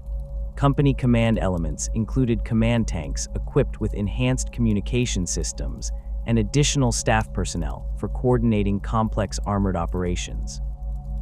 The integration of armored companies with infantry formations required careful coordination of movement, fire support, and logistics to ensure effective combined arms operations, while maintaining the mutual support necessary for survival against enemy anti-tank capabilities. Artillery batteries provided indirect fire support for combined regimental operations, typically organized into 3 to 6 gun sections, with each section operating 2 to 4 artillery pieces, depending on the weapon type and tactical requirements. Battery command elements included forward observer teams responsible for target identification and fire direction, communication specialists for coordinating with supported units, and ammunition supply personnel for managing the complex logistics of artillery operations. The positioning and coordination of artillery batteries within combined regimental structures required careful planning to ensure adequate fire support coverage while maintaining protection against enemy counter battery fire. Support elements within Imperial Guard formations encompassed a wide range of specialized personnel whose contributions proved essential for sustained military operations despite their non-combat roles. Medical orderlies provided battlefield medical care that could mean the difference between life and death for wounded soldiers, their training emphasizing rapid trauma treatment and evacuation procedures rather than comprehensive medical care. These personnel typically operated at squad and platoon levels, providing immediate first aid before wounded soldiers could be evacuated to more sophisticated medical facilities in rear areas. The Medical Corps organization within Imperial Guard formations reflected the harsh realities of warfare, where casualties often exceeded available medical resources, requiring triage procedures that prioritize soldiers most likely to return to combat effectiveness. Company-level medical sections typically included a senior medical orderly with advanced training, several junior orderlies for basic trauma care, and stretcher bearers for casualty evacuation under fire. Regimental medical companies provided more advanced surgical capabilities and longer-term patient care, though their capacity remained limited compared to the potential casualty rates generated by major combat operations. Vox operators formed the communication backbone of Imperial Guard operations, maintaining the complex networks that allowed coordination between different unit levels and integration with supporting forces. These specialists required extensive training in radio procedures, encryption protocols, and equipment maintenance that made them among the most technically skilled personnel in standard infantry formations. Squad-level Vox operators maintained communication with platoon and company headquarters, while specialized communication teams at higher organizational levels coordinated with artillery batteries, armored formations, and air support elements. The communication networks maintained by Vox operators proved vulnerable to enemy jamming, atmospheric interference, and equipment failure, requiring redundant systems and alternative communication methods to ensure continued coordination during combat operations. Standard procedures included visual signals, runner networks, and predetermined coordination measures that could maintain basic unit coordination even when radio communication failed. The training of Vox operators emphasized improvisation and problem-solving skills that allowed them to maintain communication under adverse conditions using whatever equipment and methods remained available. Engineer personnel provided specialized capabilities for construction, demolition, and obstacle clearance that proved essential for both offensive and defensive operations. Combat engineers operated at company and regimental levels, their training covering explosive handling, fortification construction, bridge building, and mine warfare techniques that required extensive technical knowledge and practical experience. These specialists typically worked in small teams attached to infantry formations, providing specialized support during assault operations while maintaining their own command structure and technical supervision. The integration of engineer capabilities within standard Imperial Guard operations required careful coordination between engineer teams and supported infantry units, as their specialized equipment and techniques often differed significantly from standard infantry procedures. Engineer operations frequently involved significant risk from explosive devices, unstable structures, and enemy fire, making these personnel among the most vulnerable specialists in Imperial formations. Their contributions proved essential for overcoming fortified positions, clearing obstacle belts, and establishing defensive positions that could withstand enemy assault. Quartermaster personnel managed the complex logistics networks that kept Imperial Guard formations supplied with food, ammunition, fuel, and replacement equipment across extended campaigns. These specialists operated supply depots, coordinated transportation assets, and maintained the detailed records necessary for tracking resource allocation across multiple unit levels. The challenges of managing supplies across interstellar distances while maintaining security against enemy action required sophisticated organizational systems and personnel with advanced administrative skills. Supply chain management within Imperial Guard operations involved multiple organizational levels, from squad-level equipment maintenance to regimental supply companies responsible for coordinating with Adeptus Militarum distribution networks. Company supply sergeants managed immediate tactical requirements such as ammunition distribution and equipment replacement, while regimental quartermasters coordinated longer-term supply planning and coordination with higher command levels. The vulnerability of supply lines to enemy interdiction required protective measures and contingency planning that often consumed significant combat resources. The integration of auxiliary forces represented one of the most complex aspects of Imperial Guard organization, as these units typically operated under different command structures while providing capabilities that standard Imperial Guard formations lacked. Planetary defense forces represented the most common auxiliary units. Their local knowledge and familiarity with terrain proving valuable for operations on their homeworlds, despite their typically inferior training and equipment compared to tithed Imperial Guard regiments. The integration of PDF units required careful coordination of command relationships and operational procedures to ensure effective cooperation while maintaining overall mission coherence. Penal legions provided Imperial commanders with expendable assault troops for missions where high casualties were expected or acceptable, their organization reflecting their role as punishment units rather than standard military formations. These units typically operated under enhanced supervision from commissars and specialized officers, with discipline maintained through a combination of explosive collar systems and the promise of redemption through service. The tactical employment of penal legions emphasized their expendability while utilizing their desperation and combat experience for missions that regular formations might refuse or fail to complete. Conscripted militia units represented emergency augmentation forces drawn from local populations during crisis situations, their hasty training and improvised equipment making them suitable primarily for defensive operations or rear area security duties. The organization of militia formations varied significantly based on available time, equipment, and training personnel, often resulting in units with minimal military capability but significant knowledge of local conditions and terrain. The integration of militia forces with regular Imperial Guard formations required careful planning to ensure their limited capabilities were employed effectively while preventing their weaknesses from compromising overall operations. The coordination between regular Imperial Guard formations and auxiliary forces required flexible command structures that could accommodate different training levels, equipment types, and operational capabilities while maintaining overall mission effectiveness.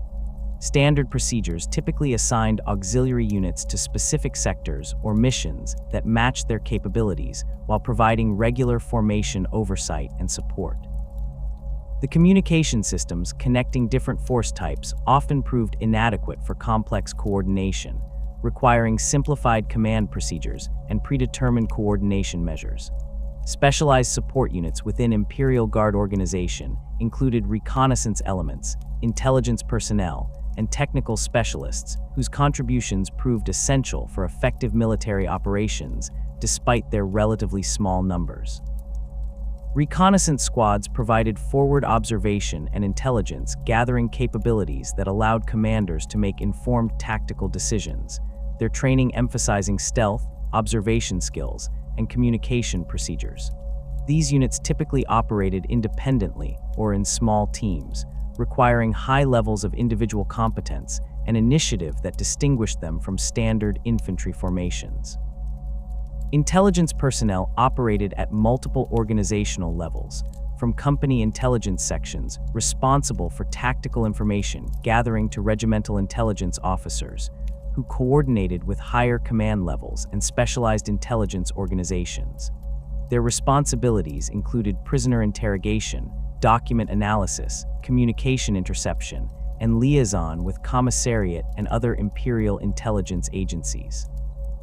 The sensitive nature of intelligence operations required enhanced security clearances and specialized training that made these personnel valuable but potentially vulnerable assets.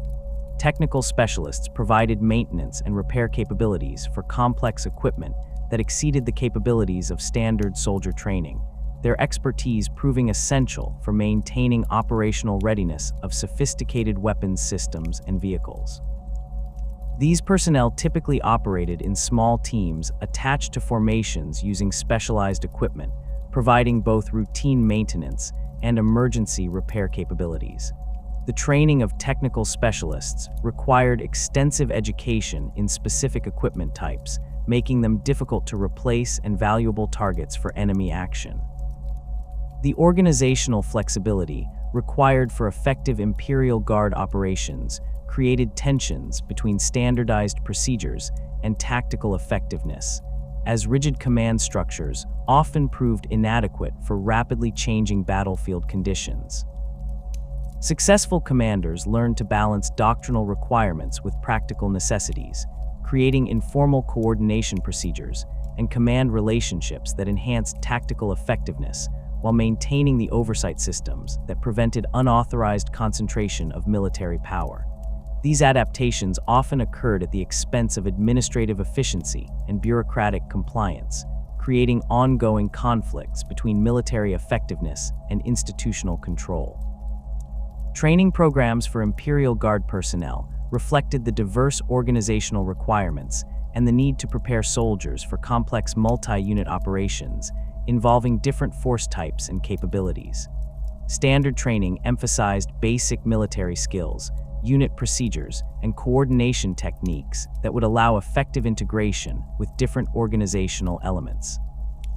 Advanced training for leadership personnel included instruction in joint operations, logistics coordination, and the management of diverse force types that characterized modern Imperial Guard operations. The assessment of organizational effectiveness within Imperial Guard formations proved challenging due to the diverse capabilities and requirements of different unit types, making standardized evaluation criteria difficult to develop and apply consistently. Performance metrics typically focused on mission accomplishment and casualty rates rather than efficiency or innovation, reflecting the organization's emphasis on reliability and predictability over tactical excellence.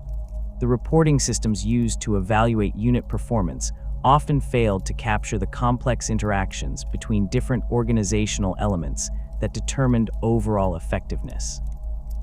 The psychological foundation upon which the Astra Militarum built its fighting strength rested not on individual heroism or tactical brilliance, but on an unshakable faith in the God Emperor of mankind and an absolute terror of the consequences of failure. This dual system of spiritual devotion and institutionalized fear created a military organization capable of sustaining catastrophic losses while maintaining operational effectiveness, though the human cost of this approach, measured in broken minds and shattered souls, often exceeded the battlefield casualties that dominated official reports. The Imperial Creed served as the primary mechanism for maintaining morale among soldiers drawn from worlds that might have never heard the Emperor's name before conscription. The systematic indoctrination that began during basic training transformed raw recruits into believers whose faith could sustain them through horrors that would break rational minds. Daily prayer sessions, ritual observances, and constant reinforcement of imperial doctrine created psychological frameworks that allowed common soldiers to function in combat environments where they faced enemies that defied human comprehension. The morning prayer ritual that began each day in Imperial Guard formations exemplified this systematic approach to faith-based morale maintenance. Before dawn, entire companies would assemble in formation, while Ministorum priests led recitations of the Imperial Creed, their voices rising in unison as they proclaimed their devotion to the Master of Mankind. These ceremonies served multiple purposes beyond simple religious observance, creating shared experiences that reinforced unit identity while providing psychological preparation for the day's challenges. The familiar words and ritualized responses offered comfort and stability in an environment where death could arrive without warning or apparent reason. The integration of emperor worship into every aspect of military life created a comprehensive belief system that provided meaning and purpose for soldiers whose individual lives held little value within the broader imperial war machine. Weapons received daily blessing rituals that transformed simple tools into sacred instruments of the emperor's will, while equipment maintenance became acts of devotion that honored the machine spirits dwelling within imperial technology. These practices might appear superstitious to outside observers, but they created psychological connections between soldiers and their equipment that enhanced both morale and operational effectiveness. Battlefield prayers offered immediate spiritual support during combat operations, with experienced soldiers learning to find strength in familiar litanies even while under heavy enemy fire.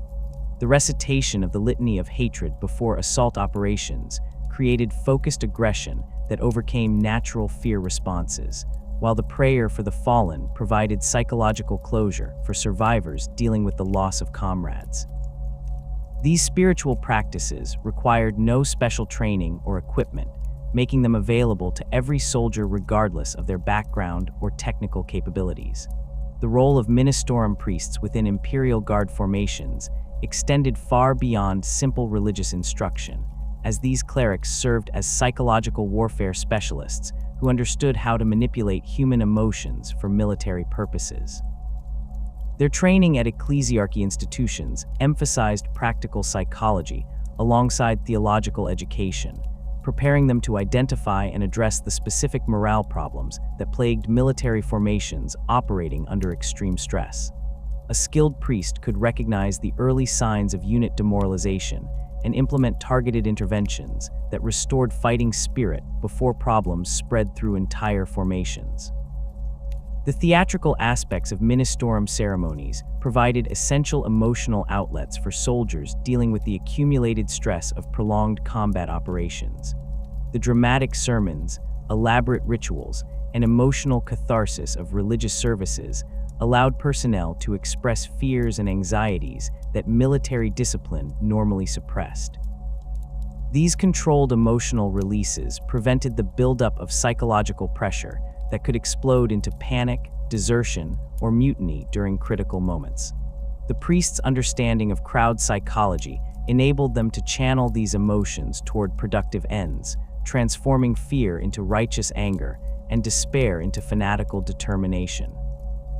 Combat chaplains accompanied frontline units during actual combat operations, their presence providing immediate spiritual support while serving as visible symbols of imperial authority.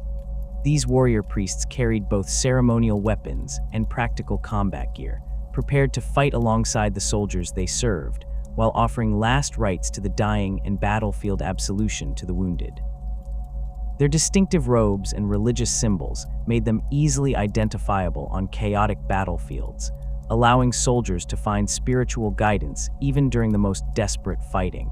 The systematic execution of perceived cowards and traitors formed the cornerstone of commissariat discipline, creating an atmosphere of fear that proved as effective as faith in maintaining unit cohesion.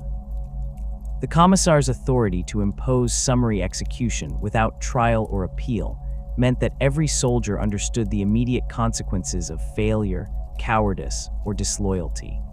This system operated on the principle that the fear of certain death from behind could overcome the mere possibility of death from enemy action, though its effectiveness depended heavily on the individual commissar's judgment and timing. The ritual aspects of commissariat executions served multiple purposes beyond simple punishment, as these ceremonies provided object lessons that reinforced discipline throughout entire formations.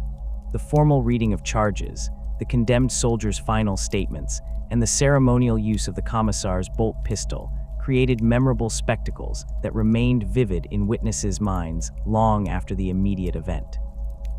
These executions typically occurred in full view of the condemned soldier's unit, ensuring maximum psychological impact while demonstrating the inexorable nature of imperial justice. Decimation procedures represented the most extreme form of commissariat discipline, reserved for situations where entire units had demonstrated cowardice or disloyalty that threatened broader military operations.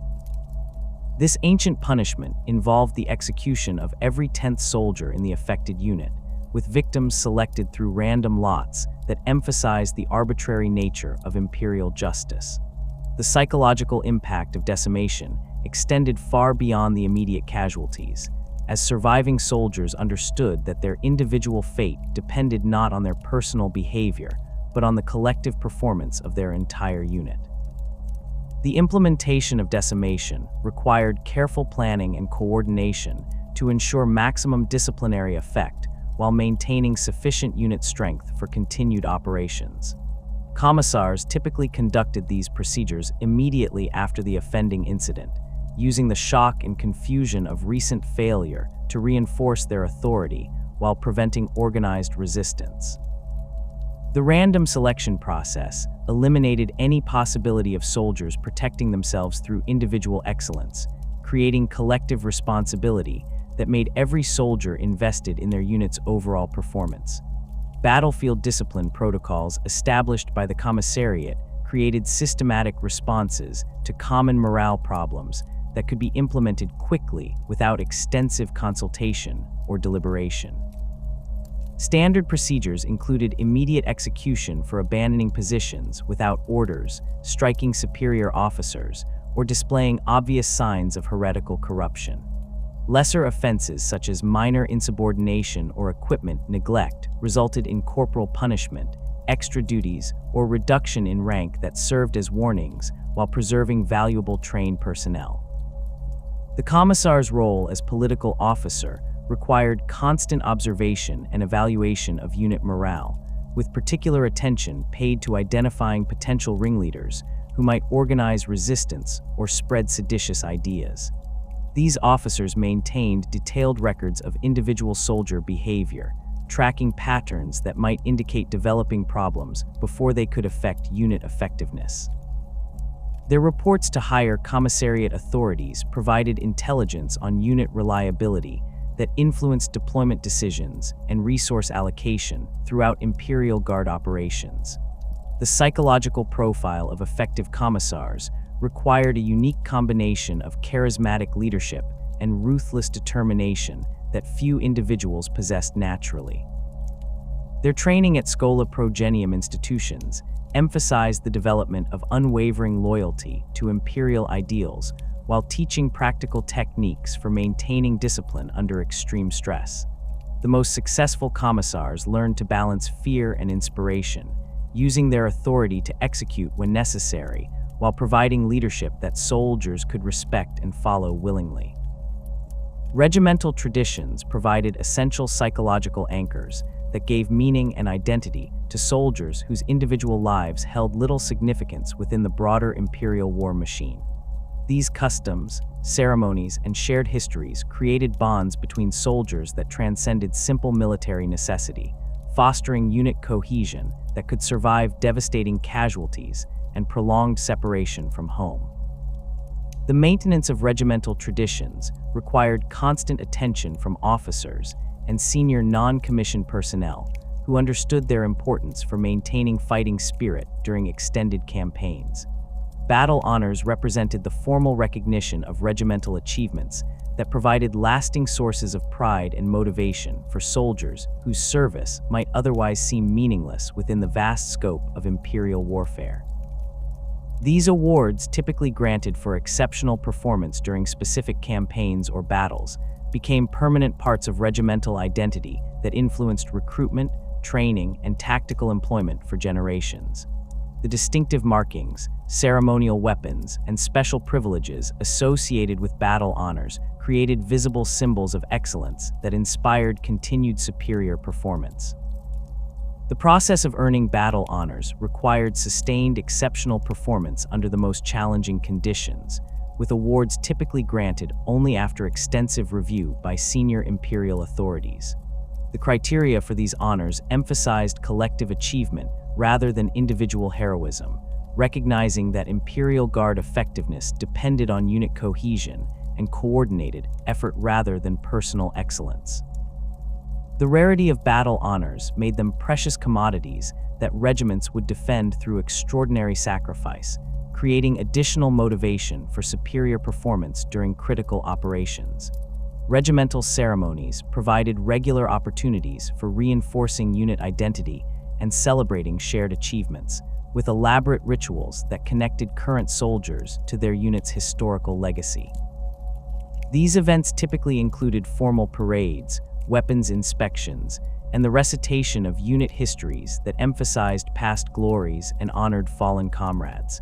The pomp and circumstance of these ceremonies might appear wasteful to outside observers, but they created emotional connections that proved essential for maintaining morale during the grinding attrition of prolonged warfare. The preservation of regimental colors represented one of the most sacred duties within Imperial Guard formations, as these banners embodied the unit's history, honor, and spiritual essence. The loss of regimental colors constituted a disgrace that could result in the unit's complete dissolution, while their successful defense during desperate battles became sources of legend that inspired future generations of soldiers. The ceremonies surrounding the colors included elaborate rituals that reinforced their sacred nature, while creating emotional bonds between soldiers and their unit's identity. Unit nicknames and informal designations created additional layers of identity that complemented official military nomenclature, providing soldiers with more personal connections to their formations. These unofficial titles typically originated from notable battles, distinctive characteristics, or memorable incidents that became part of unit folklore. The adoption and maintenance of these nicknames required informal consensus among unit members, creating shared ownership of unit identity that enhanced cohesion and fighting spirit. The psychological importance of maintaining connections to home worlds provided essential emotional support for soldiers deployed across vast interstellar distances for extended periods. Letters from family members, news from home, and packages containing familiar foods or personal items served as vital links to the civilian lives that many soldiers would never see again. The Imperial postal system, despite its notorious inefficiency and security concerns, recognized the importance of these connections and maintained elaborate networks for delivering personal correspondence across galactic distances. Combat stress represented an inevitable consequence of exposing human minds to the horrors of 41st millennium warfare, with psychological casualties often exceeding physical wounds in their long-term impact on military effectiveness. The constant threat of death, the witnessing of atrocities beyond human comprehension, and the grinding pressure of prolonged combat created psychological damage that could manifest in various forms ranging from simple exhaustion to complete mental breakdown. The Imperial approach to these problems emphasized functional recovery rather than comprehensive treatment, focusing on returning soldiers to combat effectiveness rather than addressing underlying psychological trauma. The identification of combat stress casualties required trained personnel who could distinguish between temporary exhaustion and more serious psychological damage that might require extended treatment or permanent removal from combat duties. Medical orderlies received basic training in recognizing stress symptoms, though their primary focus remained on physical wounds that posed immediate threats to life. The stigma associated with psychological casualties often prevented soldiers from seeking help voluntarily, requiring careful observation by unit leaders who could identify problems before they affected operational effectiveness. Shell shock represented the most commonly recognized form of combat stress, characterized by uncontrollable trembling, inability to function under fire, and various physical symptoms that had no apparent medical cause. Soldiers suffering from shell shock typically received brief rest periods behind the lines, with treatment focusing on rest, regular meals, and gradual reintroduction to combat duties. The Imperial medical establishment generally viewed these conditions as temporary weaknesses that could be overcome through willpower and proper discipline, rather than genuine medical conditions requiring specialized treatment. The treatment facilities available for psychological casualties reflected the Imperial military's pragmatic approach to mental health, emphasizing rapid processing and return to duty rather than comprehensive care. Field hospitals included basic rest areas where exhausted soldiers could recover from immediate stress reactions, while more serious cases were evacuated to rear area facilities that provided longer-term treatment. The limited resources available for psychological treatment meant that only the most severe cases received extended care, with most soldiers expected to overcome their problems through personal resilience and unit support. Battle fatigue affected entire units rather than individual soldiers, manifesting as collective loss of fighting effectiveness that could spread through formations like a contagious disease. The symptoms included increased casualty rates, reduced responsiveness to orders, and general deterioration in military performance that could render entire regiments combat ineffective. The treatment of battle fatigue typically involved unit rotation to quieter sectors, replacement of casualties with fresh personnel, and intensive retraining that restored confidence and tactical competence. The prevention of psychological casualties emphasized building mental resilience through training, unit cohesion, and the maintenance of hope for eventual victory or survival. Training programs included exposure to simulated combat stress, though the artificial nature of these exercises could never fully prepare soldiers for the reality of facing chaos demons, tyrannid swarms, or orc hordes. Unit cohesion provided the primary defense against psychological breakdown, as soldiers who trusted their comrades and believed in their unit's competence proved more resistant to stress-related casualties. Religious counseling provided the primary form of psychological support available to Imperial Guard personnel, with ministorum priests serving as informal therapists who addressed spiritual and emotional problems through prayer, confession, and religious instruction. These clerics received training in recognizing and addressing common psychological problems, though their approach emphasized spiritual solutions rather than medical treatment. The integration of religious and psychological support created comprehensive systems that addressed both immediate emotional needs and longer-term spiritual health. The stigma associated with psychological casualties created additional barriers to effective treatment, as soldiers who admitted to mental health problems faced potential accusations of cowardice or malingering that could result in severe punishment. This cultural attitude reflected the Imperial military's emphasis on mental toughness and absolute dedication to duty, values that left little room for acknowledging human psychological limitations. The fear of punishment often prevented soldiers from seeking help until their conditions had deteriorated beyond effective treatment, creating additional casualties that might have been prevented through earlier intervention. Veteran soldiers developed informal coping mechanisms that helped them manage the psychological stress of prolonged combat exposure, sharing techniques and strategies that proved more effective than official treatment programs. These methods typically included dark humor, ritualistic behaviors, and mutual support networks that provided emotional outlets while maintaining military discipline. The knowledge and experience of veteran personnel proved invaluable for helping newer soldiers adapt to combat conditions, though the high casualty rates in Imperial Guard operations often prevented the accumulation of sufficient veteran strength to provide adequate mentorship.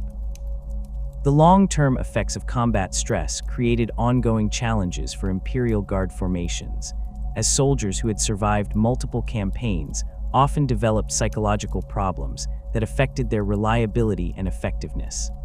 These veterans might possess invaluable combat experience and tactical knowledge, but their accumulated psychological damage could make them unpredictable or unreliable during critical operations. The Imperial military's emphasis on immediate effectiveness rather than long-term personnel management meant that these problems were typically addressed through transfer to rear area duties or medical discharge rather than comprehensive treatment and rehabilitation. The transformation of theory into practice occurred most dramatically during the great campaigns that defined Imperial Guard capabilities and limitations across the galaxy's countless battlefields. These massive military undertakings revealed both the strengths and weaknesses of the Astra Militarum's doctrine, while creating the legends and traditions that would inspire future generations of Imperial soldiers. The scale of these operations dwarfed anything attempted during the Great Crusade, involving millions of soldiers across multiple star systems and lasting for decades or even centuries. The lessons learned from these campaigns shaped Imperial military thinking for millennia, though the human cost of this education measured in the billions of lives lost to enemy action, disease, and the grinding attrition that characterized Imperial warfare.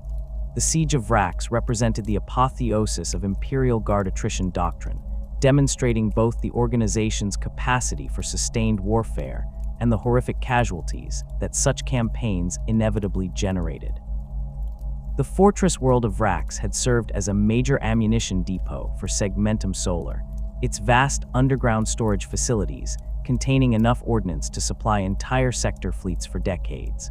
When Cardinal Zaffin declared the world's independence from Imperial rule and began converting the population to chaos worship, the strategic implications demanded immediate military response, despite the obvious difficulties of assaulting such a heavily fortified position. The initial Imperial response reflected standard doctrine for dealing with rebellious worlds, beginning with orbital bombardment designed to cripple the planet's defensive capabilities while avoiding damage to critical infrastructure. However, Vrak's extensive underground facilities and sophisticated void shield networks rendered conventional bombardment ineffective, forcing Imperial commanders to commit ground forces to a siege operation that would ultimately consume 17 years and claim over 14 million Imperial Guard casualties. The campaign became a textbook example of how Imperial doctrine prioritized strategic objectives over human costs, accepting massive losses in exchange for eventual victory.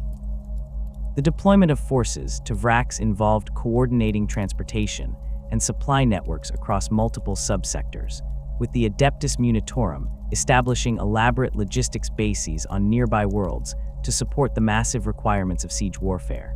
The initial assault force included 12 Imperial Guard regiments drawn from across Segmentum Solar, their diverse origins creating coordination challenges that plagued operations throughout the campaign. Cadian Shock Troops provided the disciplined infantry backbone for trench warfare, while Death Korps of Krieg regiments contributed their specialized expertise in siege operations and chemical warfare. Artillery formations from Mordian and Vestroyan Forge worlds supplied the heavy guns necessary for reducing fortified positions, though their different ammunition requirements and operating procedures created ongoing supply complications.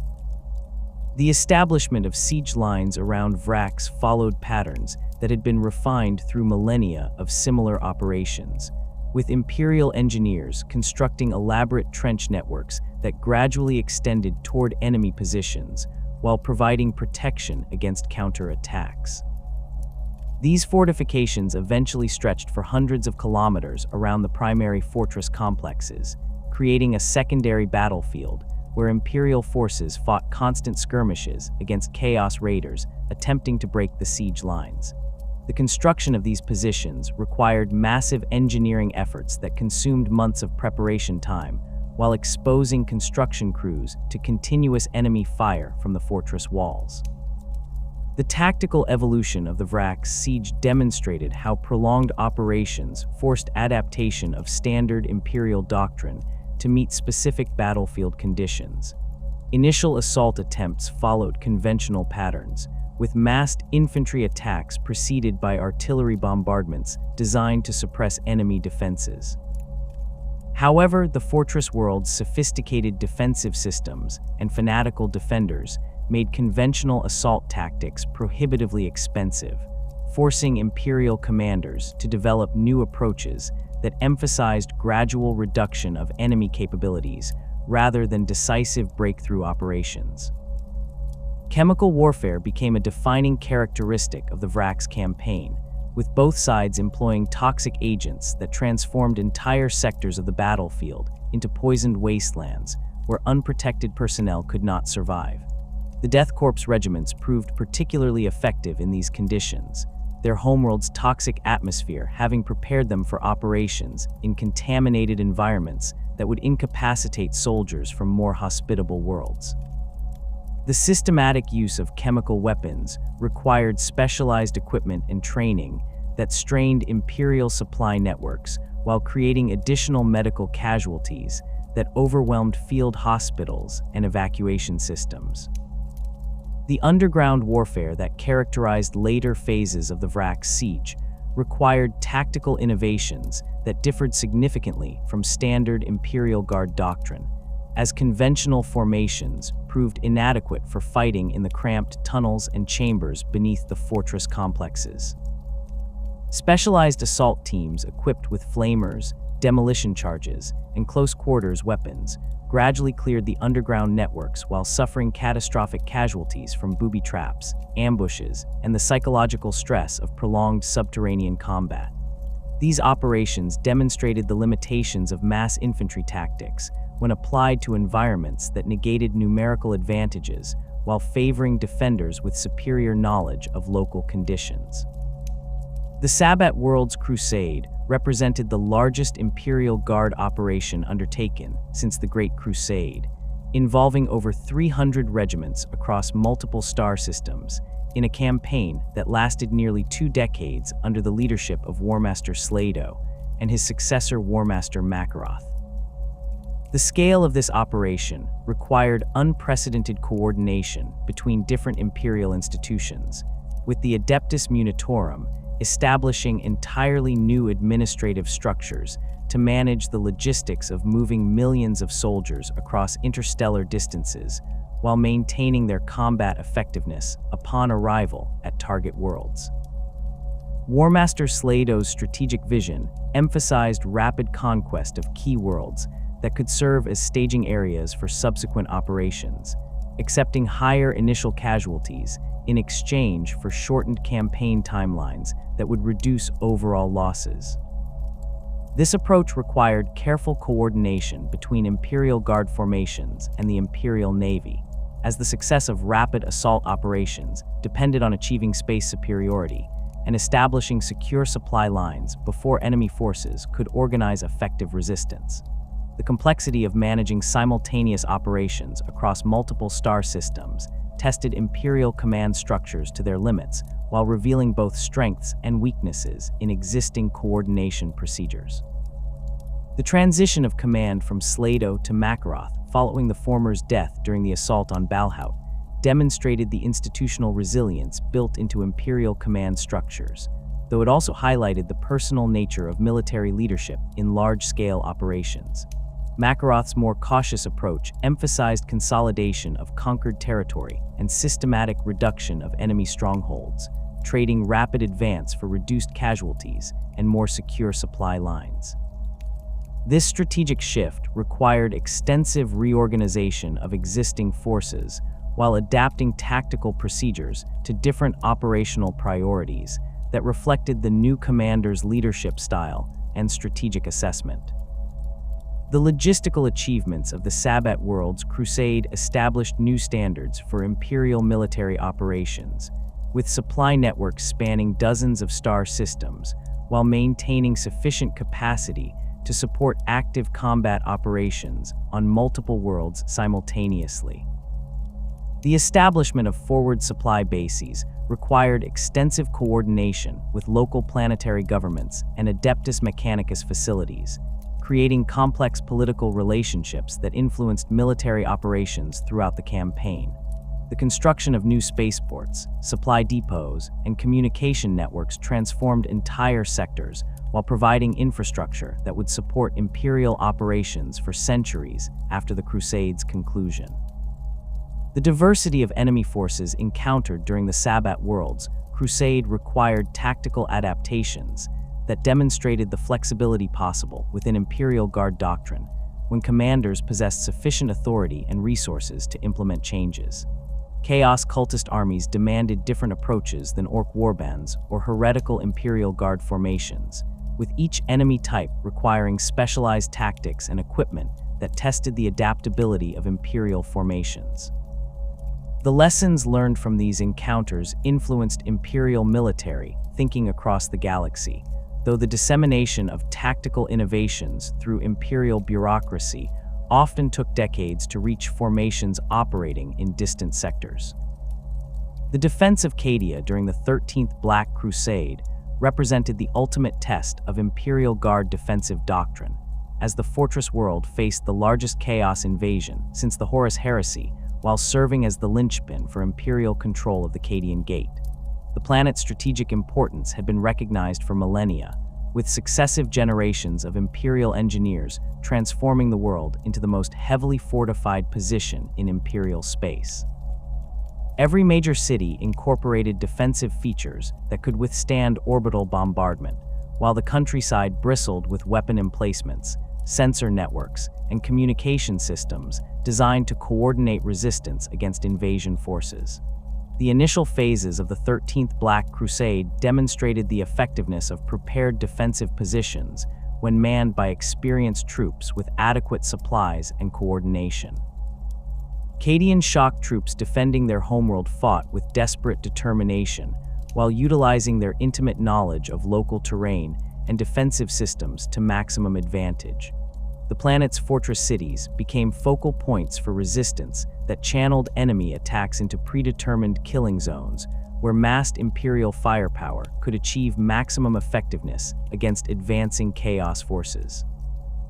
The integration of different Imperial military branches during the defense of Cadia created unprecedented coordination between Imperial Guard formations, Space Marine chapters, and Adeptus Mechanicus forces that demonstrated the potential effectiveness of unified Imperial military action. Space Marine strike forces provided mobile reserves that could respond rapidly to breakthrough attempts, while Imperial Guard formations maintained the static defensive lines that absorbed the bulk of enemy attacks. Titan legions and other Mechanicus forces contributed heavy firepower that proved essential for engaging enemy super heavy units and demon engines that conventional weapons could not effectively damage. The ultimate fall of Cadia to Abaddon's final assault represented a catastrophic failure of Imperial defensive doctrine, though the planet's destruction required the sacrifice of an entire Blackstone fortress and demonstrated the enormous costs that Chaos forces had to accept to achieve their strategic objectives. The evacuation of surviving Imperial forces during the planet's final hours showcased the heroism and sacrifice that characterized Imperial Guard service, with rear guard actions allowing millions of civilians and military personnel to escape while the world literally broke apart around them. The psychological impact of Cadia's fall reverberated throughout the Imperial Guard, as the loss of the most heavily defended world in Imperial space called into question fundamental assumptions about defensive warfare and the reliability of fortified positions. The phrase "Cadia stands" became a rallying cry that honored the sacrifice of the planet's defenders, while acknowledging that their ultimate sacrifice had not prevented strategic defeat. The lessons learned from Cadia's fall influenced defensive planning throughout the Imperium, though the unique circumstances of the planet's destruction limited the applicability of these lessons to more conventional military operations. The Armageddon Wars demonstrated the effectiveness of cooperation between Imperial Guard regiments and Space Marine chapters when proper coordination procedures were established and maintained throughout extended operations. The industrial world of Armageddon represented a strategic prize that both Imperial and Orc forces recognized as essential for controlling the surrounding sector, leading to 3 major conflicts that tested every aspect of Imperial military doctrine while creating legends that would inspire future generations of soldiers. The First War for Armageddon revealed the limitations of standard Imperial Guard doctrine when facing enemies that operated outside conventional military parameters, as the Chaos forces led by Angron utilized demon engines and supernatural abilities that negated many traditional tactical advantages. The Space Wolves chapter's intervention proved decisive in defeating the Demon Primarch, though the subsequent Inquisition purges of Imperial Guard survivors demonstrated the political complexities that often overshadowed purely military considerations in Imperial operations. The Second War for Armageddon established patterns of cooperation between Imperial Guard and Space Marine forces that would be refined and expanded in subsequent conflicts, with clearly defined roles that maximized each force's capabilities while minimizing coordination difficulties.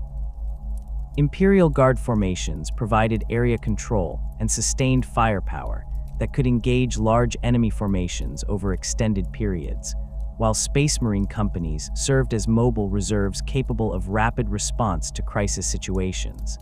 The establishment of joint command structures allowed effective coordination while maintaining the independence that both organizations required for optimal performance.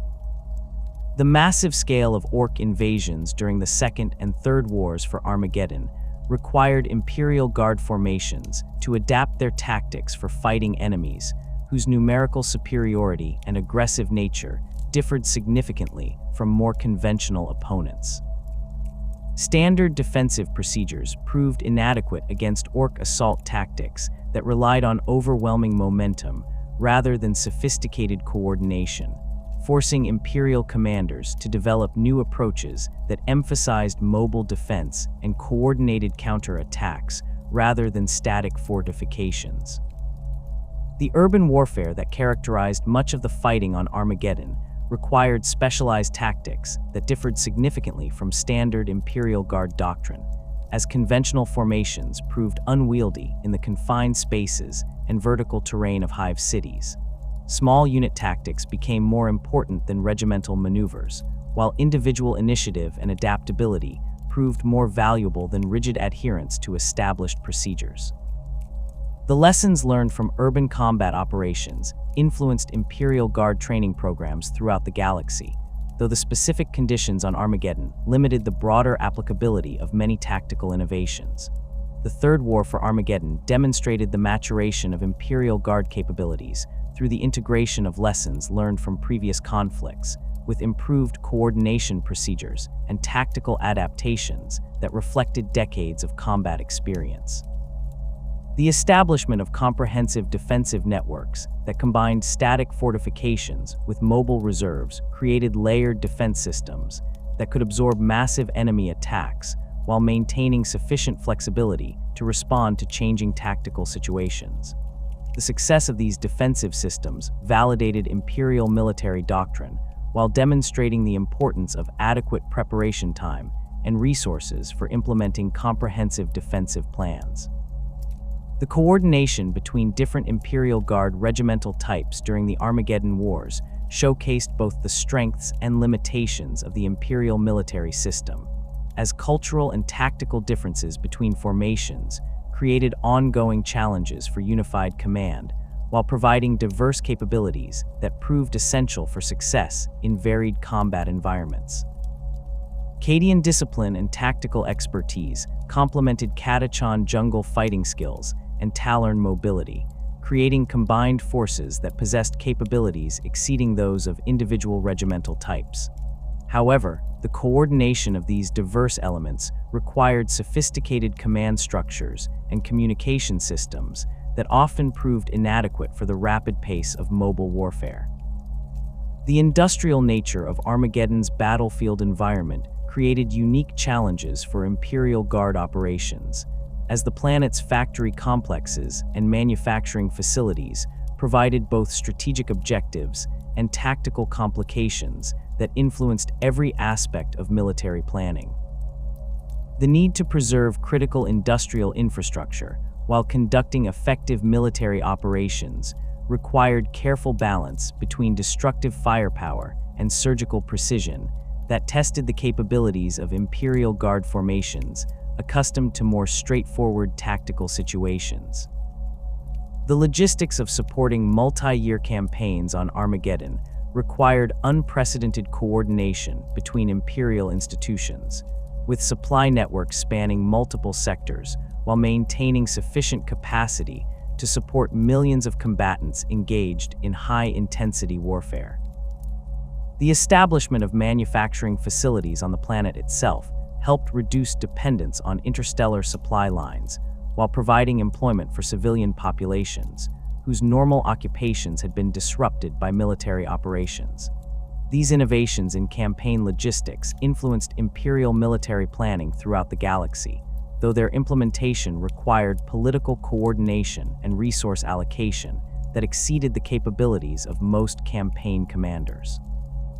The integration of Titan legions and other Adeptus Mechanicus forces into Armageddon operations created combined arms capabilities that demonstrated the potential effectiveness of unified Imperial military action when proper coordination procedures were established and maintained.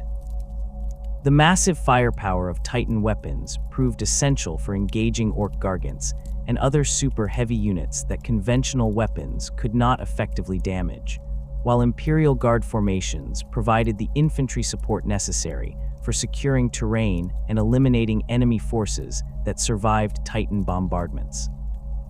The development of specialized anti-Orc tactics during the Armageddon campaigns created tactical innovations that influenced Imperial Guard operations throughout the galaxy, as the lessons learned from fighting these particular enemies proved applicable to other aggressive, numerous foes.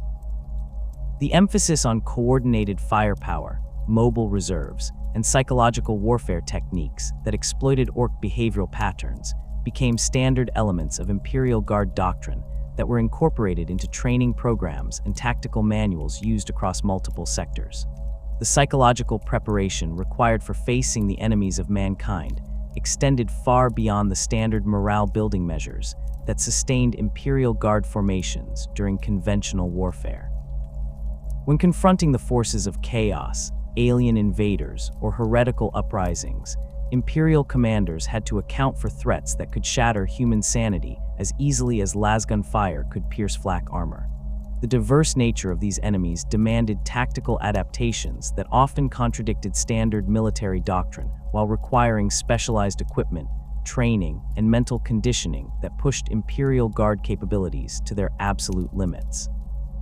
Chaos Space Marines represented the most psychologically devastating enemies that Imperial Guard formations could encounter, as these traitor Astartes combined superhuman physical capabilities with millennia of combat experience and the backing of malevolent warp entities. Standard Imperial Guard weapons proved largely ineffective against power armor that could deflect direct lascannon hits, while the traitors' enhanced reflexes and combat instincts allowed them to close with Imperial positions before defensive fire could achieve meaningful casualties. The psychological impact of watching entire squads disappear under the assault of a single Chaos Marine-created terror that could spread through formations faster than any physical attack. Imperial Guard doctrine for engaging Chaos Space Marines emphasized overwhelming firepower concentration and the acceptance of catastrophic casualty rates as necessary costs for achieving tactical objectives. Standard procedures called for entire companies to focus their fire on individual traitor Marines, using massed lasgun volleys and heavy weapons to saturate target areas with sufficient energy to penetrate enhanced armor systems. Artillery support became essential for these engagements, with high explosive shells providing the only reliable means of inflicting meaningful damage on targets that could survive direct hits from anti-tank weapons. The deployment of specialized anti-chaos equipment reflected the unique challenges posed by enemies who wielded warp-based abilities that defied conventional military understanding. Sanctified ammunition received blessing rituals from Ministorum priests that allegedly enhanced their effectiveness against demonic entities, though the actual benefits remain difficult to quantify through standard testing procedures. Holy water dispensers and blessed oils became standard equipment for units expected to encounter chaos forces, their psychological benefits often proving more valuable than any physical effects they might produce.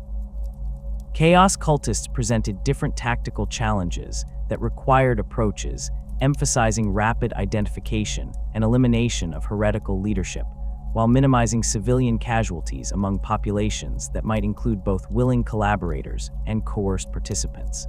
These enemies typically possessed standard human physical capabilities, but fought with fanatical determination that made them ignore wounds that would incapacitate normal soldiers.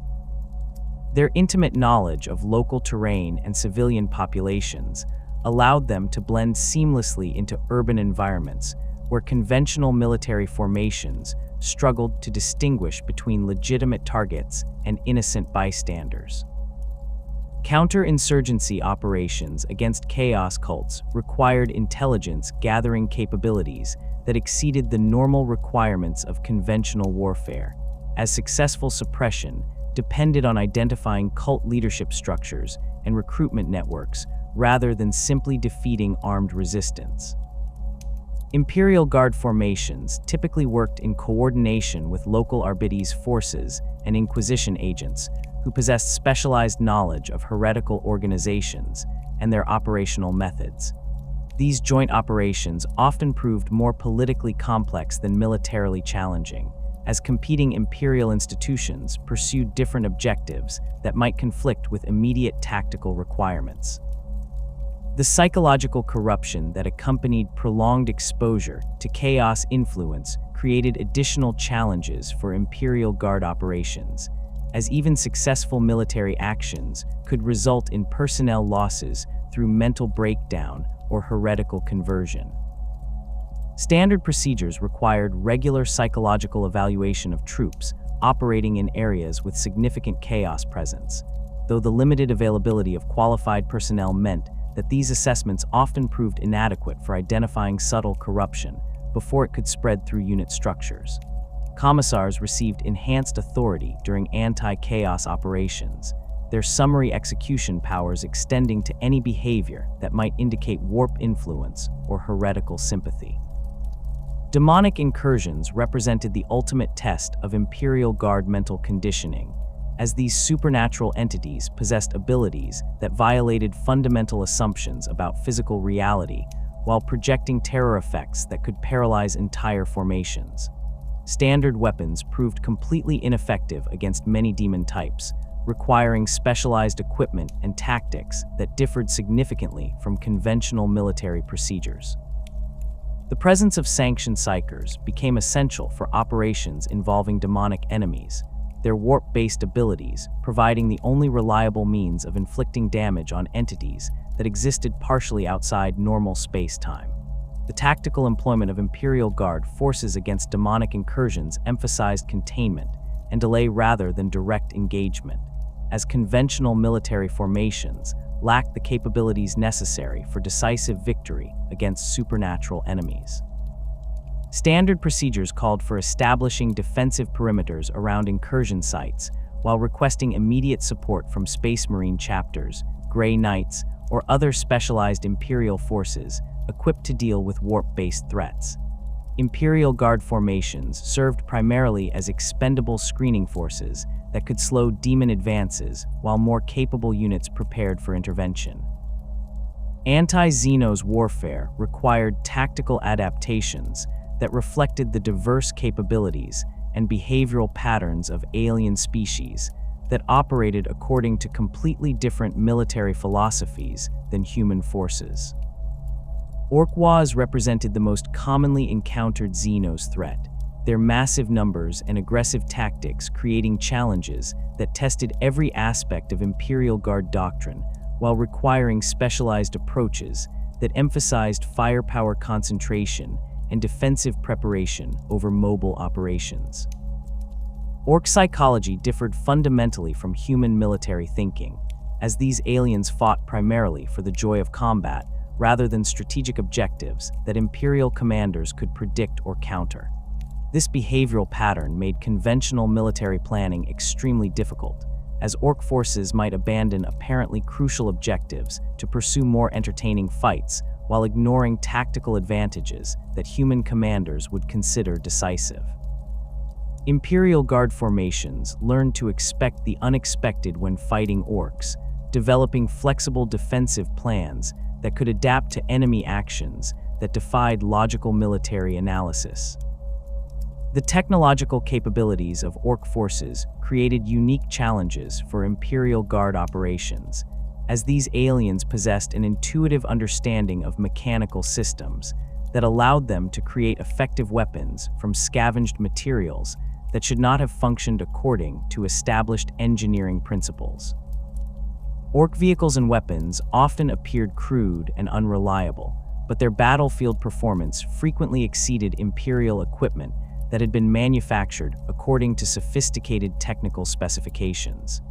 This technological unpredictability forced Imperial commanders to prepare for enemy capabilities that could not be accurately assessed through conventional intelligence-gathering methods.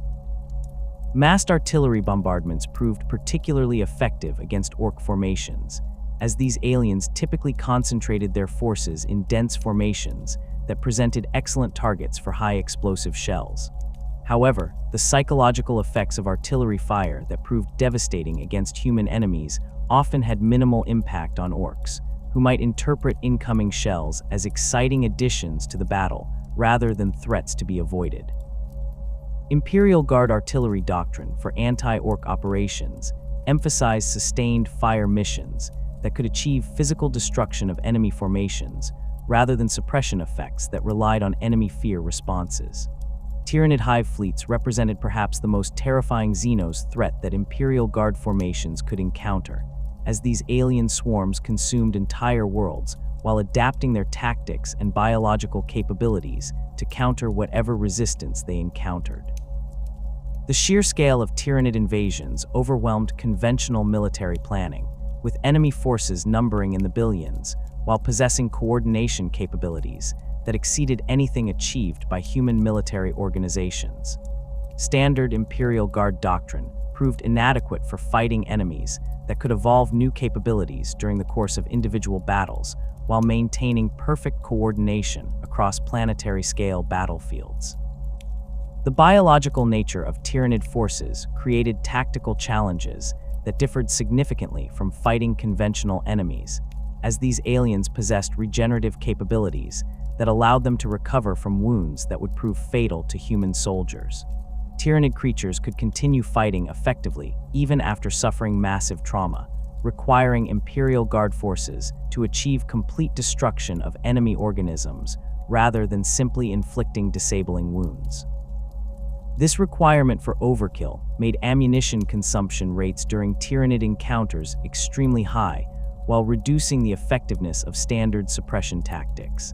Tyranid adaptation capabilities forced Imperial Guard commanders to constantly modify their tactical approaches, as enemy forces could develop countermeasures to successful Imperial tactics within hours of their first employment. Weapons and tactics that proved devastatingly effective during initial encounters might become completely useless as Tyranid organisms adapted to counter them, requiring Imperial forces to maintain tactical flexibility that exceeded normal military requirements. The speed of this adaptation process often exceeded the ability of Imperial command structures to disseminate new tactical information, leaving individual units to develop their own countermeasures through trial and error.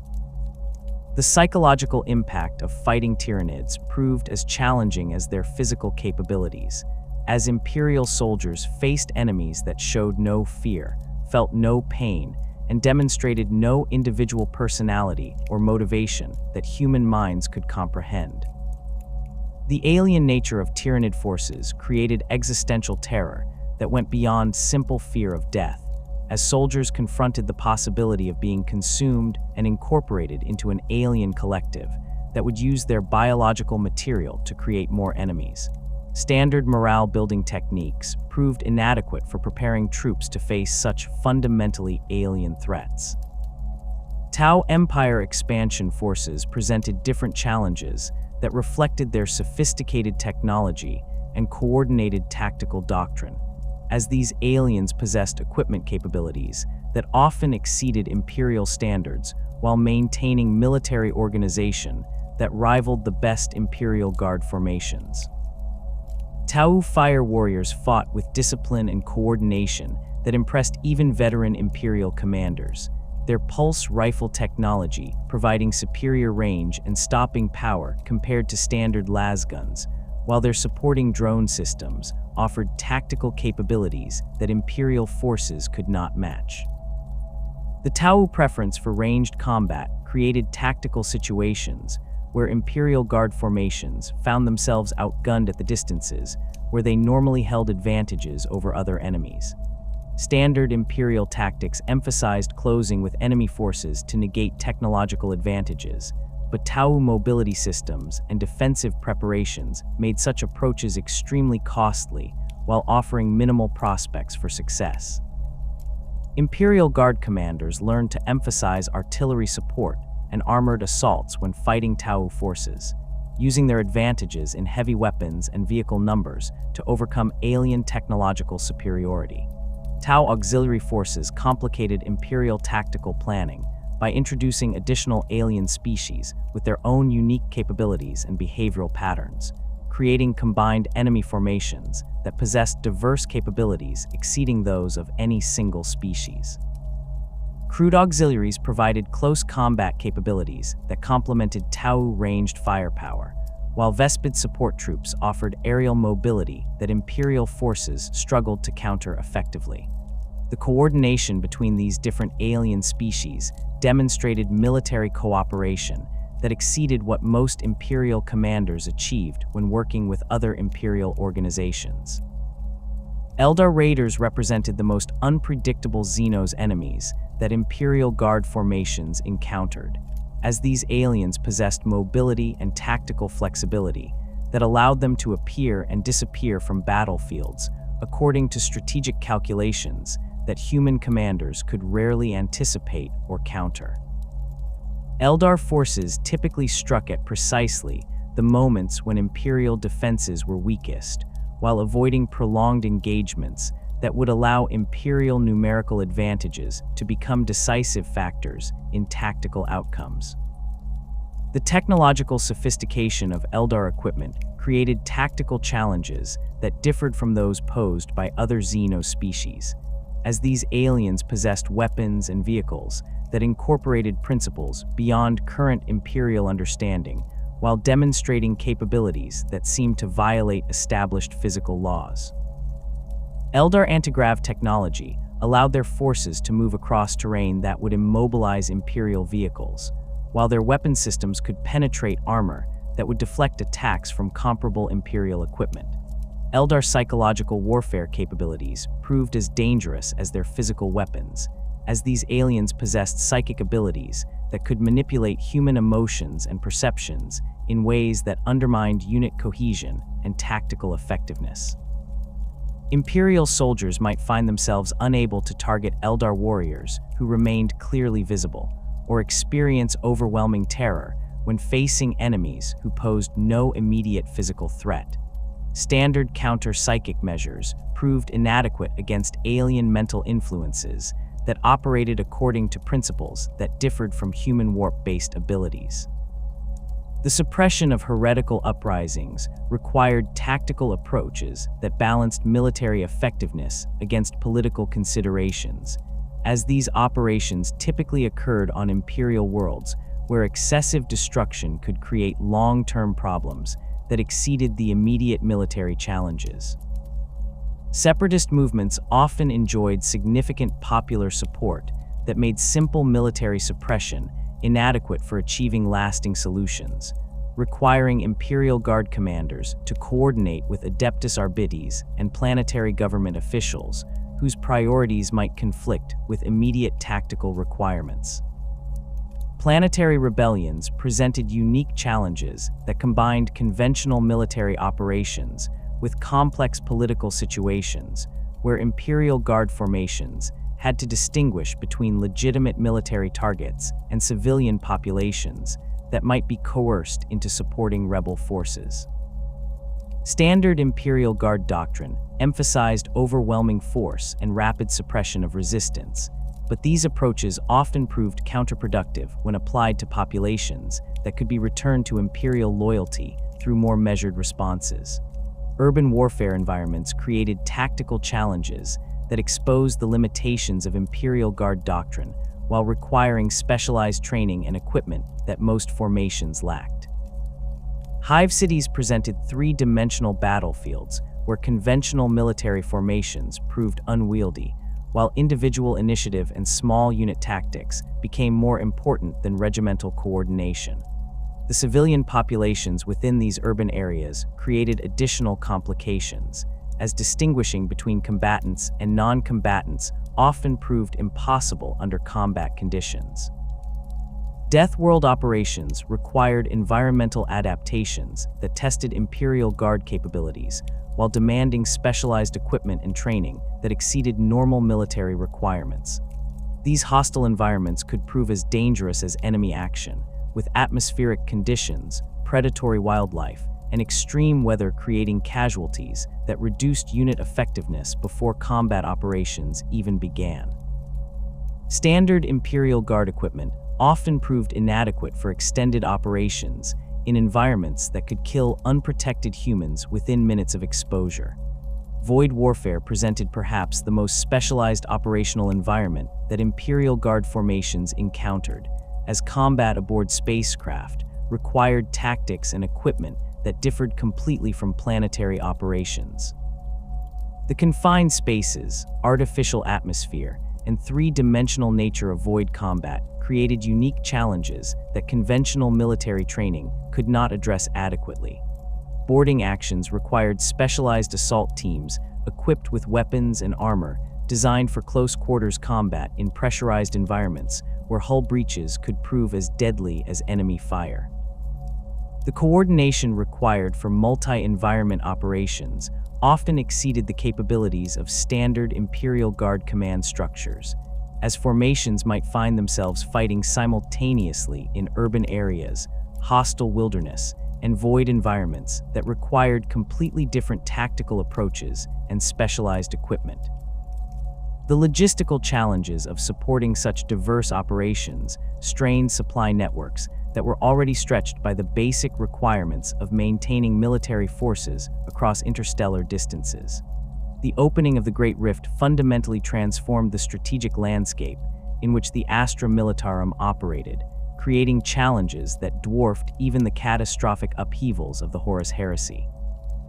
The massive warp storm that split the galaxy in half-severed communication networks that had connected Imperial worlds for 10,000 years, isolating entire sectors from central command, while creating navigational hazards that made interstellar travel increasingly perilous. Imperial Guard regiments found themselves stranded on distant worlds with no prospect of reinforcement or resupply, forced to adapt their operations to circumstances that Imperial doctrine had never anticipated. The Cicatrix Maledictum's effects on astropathic communication proved particularly devastating for Imperial Guard operations, as the organization's complex bureaucracy depended entirely on reliable interstellar messaging to coordinate logistics, personnel transfers, and strategic planning. Regiments that had operated according to predetermined deployment schedules suddenly found themselves without orders, supplies, or any knowledge of broader strategic developments. The breakdown of communication networks forced local commanders to make independent decisions that violated fundamental principles of imperial military organization, creating unauthorized concentrations of power that the post-heresy system had been specifically designed to prevent. Supply networks that had sustained Imperial Guard operations across the galaxy collapsed almost overnight as transport vessels became unable to navigate the warp storms surrounding the Great Rift. Forge worlds on opposite sides of the galactic divide could no longer coordinate production schedules or share technological innovations, leading to equipment shortages that affected everything from basic ammunition to specialized vehicle components.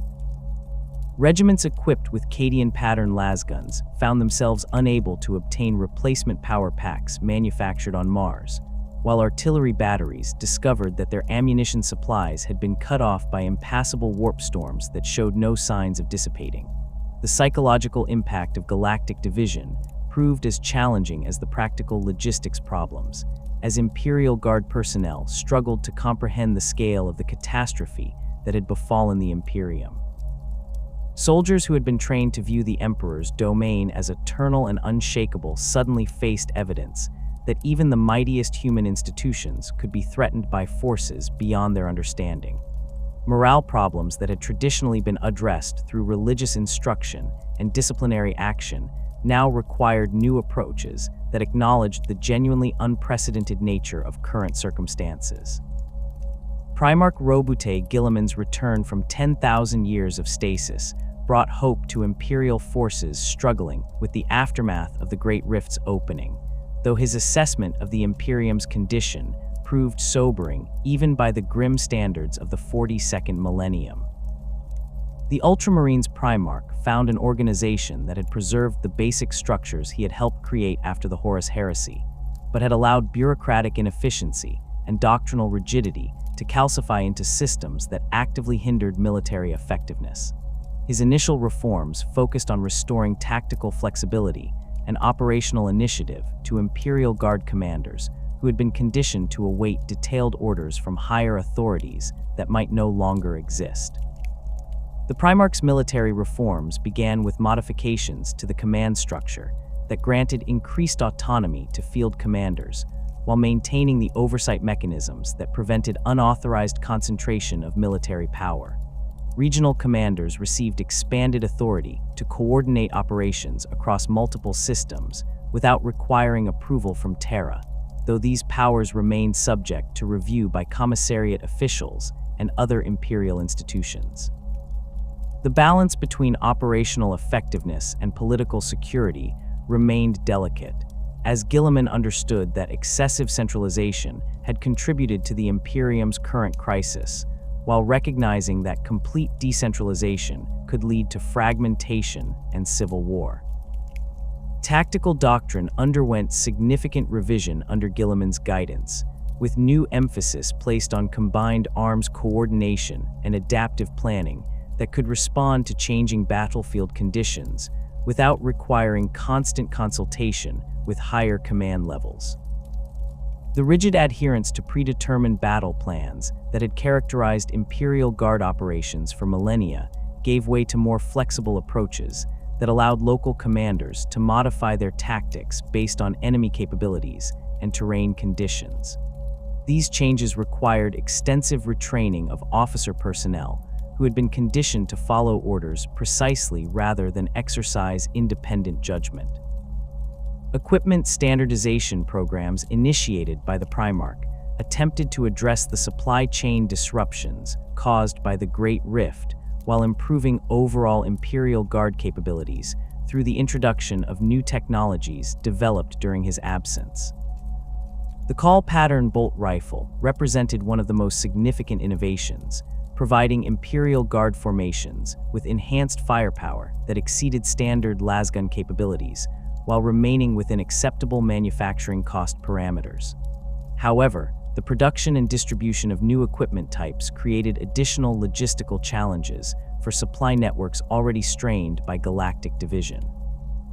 The integration of Primaris Space Marine technologies into Imperial Guard operations required careful adaptation to ensure that human soldiers could effectively utilize equipment originally designed for enhanced Astartes physiology. Vehicle modifications incorporated improved armor materials and weapon systems that had been developed for Primaris forces, though these upgrades often required specialized maintenance procedures that exceeded the technical capabilities of standard Imperial Guard personnel. Training programs expanded to include instruction in new equipment types while maintaining proficiency with traditional weapons that would remain in service for decades to come. Guilliman's organizational reforms addressed systemic inefficiencies that had plagued Imperial Guard operations for millennia, streamlining bureaucratic procedures while maintaining the redundant oversight systems that prevented military coups and large-scale heresy. The Adeptus Militarum underwent significant restructuring that reduced processing times for equipment requisitions and personnel transfers while improving coordination between different administrative departments. These changes faced resistance from entrenched bureaucratic interests that viewed efficiency improvements as threats to their institutional power and job security. The establishment of new recruitment protocols reflected the Primarch's understanding that the Imperium faced existential threats requiring mobilization on a scale exceeding even the Great Crusade. Planetary tithe requirements increased significantly across all Imperial worlds, with particular emphasis placed on recruiting from populations with relevant military experience or specialized skills. The expansion of Schola Progenium facilities provided additional sources of trained officers, though the accelerated training programs could not immediately address the leadership shortages that affected Imperial Guard formations throughout the galaxy. The Indomitus Crusade represented the largest military operation undertaken since the Great Crusade, involving Imperial Guard regiments numbering in the millions, alongside newly created Primaris Space Marine chapters, and supporting forces from every major Imperial institution.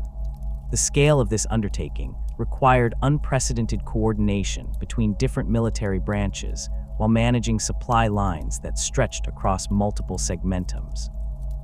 Imperial Guard formations provided the numerical backbone for Crusade operations, their role encompassing everything from planetary assaults to garrison duties on newly liberated worlds. Crusade Fleet Primus spearheaded the main thrust toward Ultramar, with Imperial Guard regiments serving as the primary occupation forces for worlds reclaimed from chaos control during the advance. The diversity of enemy forces encountered during these operations required constant tactical adaptation, as chaos cultists, demon incursions, and renegade Imperial forces each presented unique challenges that tested the flexibility of reformed Imperial Guard doctrine. The speed of the Crusades' advance often prevented thorough pacification of conquered worlds, leaving Imperial Guard formations to deal with ongoing insurgencies while preparing for subsequent operations. The liberation of Ultramar required massive Imperial Guard commitments that demonstrated both the strengths and limitations of the organization's reformed structure. Cadian regiments that had survived their homeworld's destruction proved particularly effective in siege operations against chaos-held fortress cities, their experience with similar environments allowing them to adapt quickly to local conditions. However, the psychological impact of fighting on worlds similar to their lost home created morale challenges that required careful management by commissars and ministorum priests who understood the complex emotions affecting these veteran formations. Fleet Quintanus operations in the Galactic North involved Imperial Guard regiments in some of the most challenging combat environments encountered during the Crusade, with death worlds and demon-infested systems requiring specialized tactics and equipment that tested the limits of human endurance. The integration of new Primaris technologies proved particularly valuable in these extreme environments, as enhanced communication systems and improved medical equipment increased survival rates among Imperial Guard personnel operating in conditions that would have been unsurvivable using traditional equipment. The reclamation of Forge worlds during the Indomitus Crusade required close cooperation between Imperial Guard formations and Adeptus Mechanicus forces, with tech priests providing essential expertise for understanding and operating complex industrial facilities, while Guard regiments provided security and labor for reconstruction efforts. The restoration of manufacturing capabilities on liberated worlds became essential for sustaining Crusade operations, as the extended supply lines from Terra and other loyal worlds could not support the massive equipment requirements of ongoing military operations. Imperial Guard regiments participated in void warfare operations throughout the Crusade, with specialized formations trained for boarding actions and ship-to-ship combat playing crucial roles in fleet engagements against Chaos naval forces. The confined environments and three-dimensional nature of void combat required tactical approaches that differed significantly from planetary operations, with Imperial Guard boarding parties learning to coordinate with Space Marine assault teams while maintaining their own operational effectiveness in environments where conventional military formations proved unwieldy. The establishment of new defensive networks on reclaimed worlds reflected lessons learned from the fall of Cadia and other fortress worlds, with Imperial Guard engineers constructing fortification systems that incorporated multiple layers of defense while maintaining flexibility for mobile operations. These defensive preparations required massive resource investments and construction efforts that often exceeded the industrial capacity of newly liberated worlds, forcing Crusade planners to balance immediate military requirements against long-term strategic sustainability. Genestealer cult infiltration represented one of the most insidious threats facing Imperial Guard formations in the 42nd millennium, as these alien hybrid organizations could remain undetected within Imperial society for generations before revealing themselves during coordinated uprisings that coincided with Tyrannid Hive fleet arrivals. The subtle nature of Genestealer influence made traditional counter-insurgency tactics inadequate, as cult members could include planetary governors, senior military officers, and other authority figures whose loyalty had never been questioned. The identification of Genestealer cult activity required intelligence gathering capabilities that exceeded normal Imperial Guard resources, with specialized investigation teams learning to recognize the subtle behavioral changes and physical mutations that indicated alien influence. However, the paranoia necessary for effective cult detection often created false accusations and internal conflicts that could be as damaging to unit cohesion as actual alien infiltration. Commissars received enhanced training in recognizing genestealer influence, though their traditional methods of maintaining discipline through fear and execution proved inadequate for dealing with enemies who welcomed martyrdom as a means of advancing their alien agenda. Cult uprising suppression operations required tactical approaches that assumed enemy forces possessed detailed knowledge of Imperial defensive plans and command structures, as infected personnel might include the very officers responsible for planning counterinsurgency operations. Standard communication protocols became compromised when cult members held positions within Imperial Guard command hierarchies, forcing loyal personnel to develop alternative coordination methods that could function despite widespread infiltration of normal command structures. The coordination between genestealer cults and arriving Tyranid hive fleets created strategic challenges that tested every aspect of Imperial Guard doctrine, as simultaneous internal uprisings and external invasion overwhelmed defensive preparations designed to handle single threat types. Imperial Guard formations found themselves fighting on multiple fronts against enemies who shared perfect coordination while possessing complementary capabilities that covered each other's weaknesses. The biological nature of Tyranid forces, combined with the human intelligence of cult members, created hybrid tactical approaches that exceeded the capabilities of either enemy type operating independently. Anti-cult operations required enhanced cooperation with Adeptus Archives, Inquisition agents, and other Imperial organizations whose specialized knowledge proved essential for understanding and countering alien infiltration methods.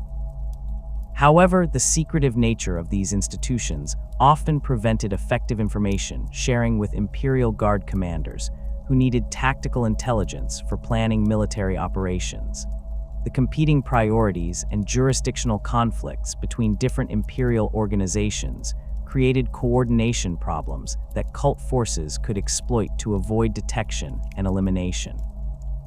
The increased chaos activity following the Great Rift's opening created combat environments where Imperial Guard formations faced enemies that operated according to supernatural principles that defied conventional military understanding. Demon incursions could appear without warning on previously secure worlds, while Chaos Space Marine warbands launched raids that combined superhuman combat capabilities with millennia of military experience and warp-based abilities that negated many traditional tactical advantages. Chaos cult uprisings became more frequent and better coordinated, as warp storms provided enhanced communication between different heretical organizations, allowing previously isolated groups to coordinate their activities across multiple star systems. The psychological corruption that accompanied prolonged exposure to chaos influence created additional casualties among Imperial Guard personnel, as even successful military operations could result in personnel losses through mental breakdown or heretical conversion that required constant vigilance from commissars and ministorum priests. The demonic entities that accompanied major chaos incursions possessed abilities that violated fundamental assumptions about physical reality, requiring Imperial Guard formations to adapt their tactics for fighting enemies that could ignore conventional weapons while projecting terror effects that paralyzed entire units. Standard equipment proved inadequate for engaging supernatural threats, forcing Imperial commanders to rely increasingly on sanctioned psychers and blessed ammunition, whose effectiveness remained difficult to quantify through normal testing procedures. Warp storm activity created navigational hazards that disrupted Imperial Guard deployment schedules while isolating formations on worlds where they might face overwhelming enemy forces without prospect of reinforcement or evacuation.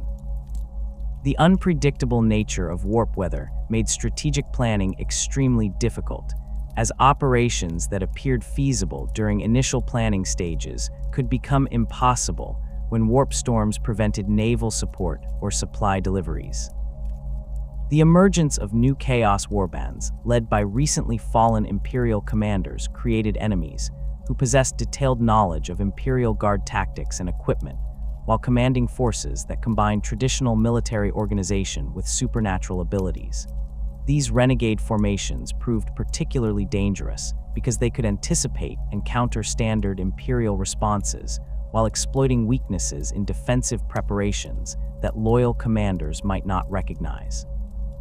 The ongoing struggle for humanity's survival in the 42nd millennium required Imperial Guard formations to maintain operational effectiveness despite facing existential threats on a scale that exceeded anything encountered during the organization's previous history.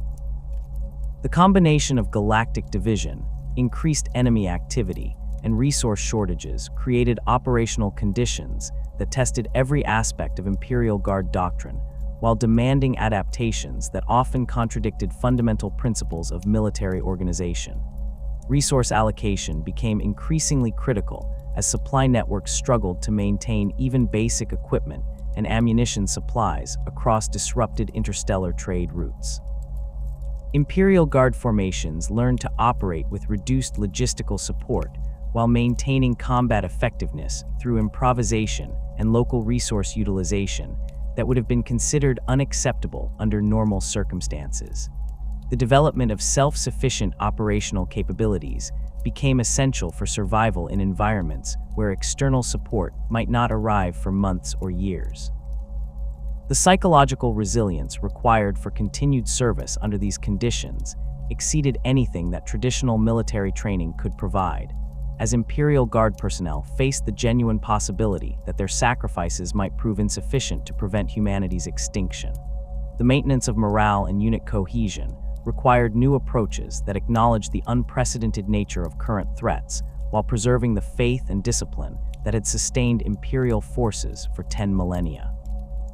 Despite these overwhelming challenges, the Astra Militarum continues to fulfill its role as the Emperor's hammer, its countless regiments standing as humanity's bulwark against the darkness that threatens to consume the galaxy. From the fortress worlds that guard against chaos incursions to the frontier systems, where Imperial Guard formations face alien threats beyond counting, millions of men and women serve with courage and dedication that honors the sacrifice of countless generations who have given their lives in service to the Golden Throne. The legacy of 10,000 years of service continues to inspire new generations of Imperial Guard soldiers who take up arms knowing that their individual survival matters less than humanity's continued existence. In the grim darkness of the far future, where there is only war, the Astra Militarum stands eternal vigil, ready to pay any price and endure any sacrifice to ensure that mankind endures. The Emperor protects, and his faithful servants in the Imperial Guard remain ready to die in his name, as they have for millennia past and will for millennia yet to come.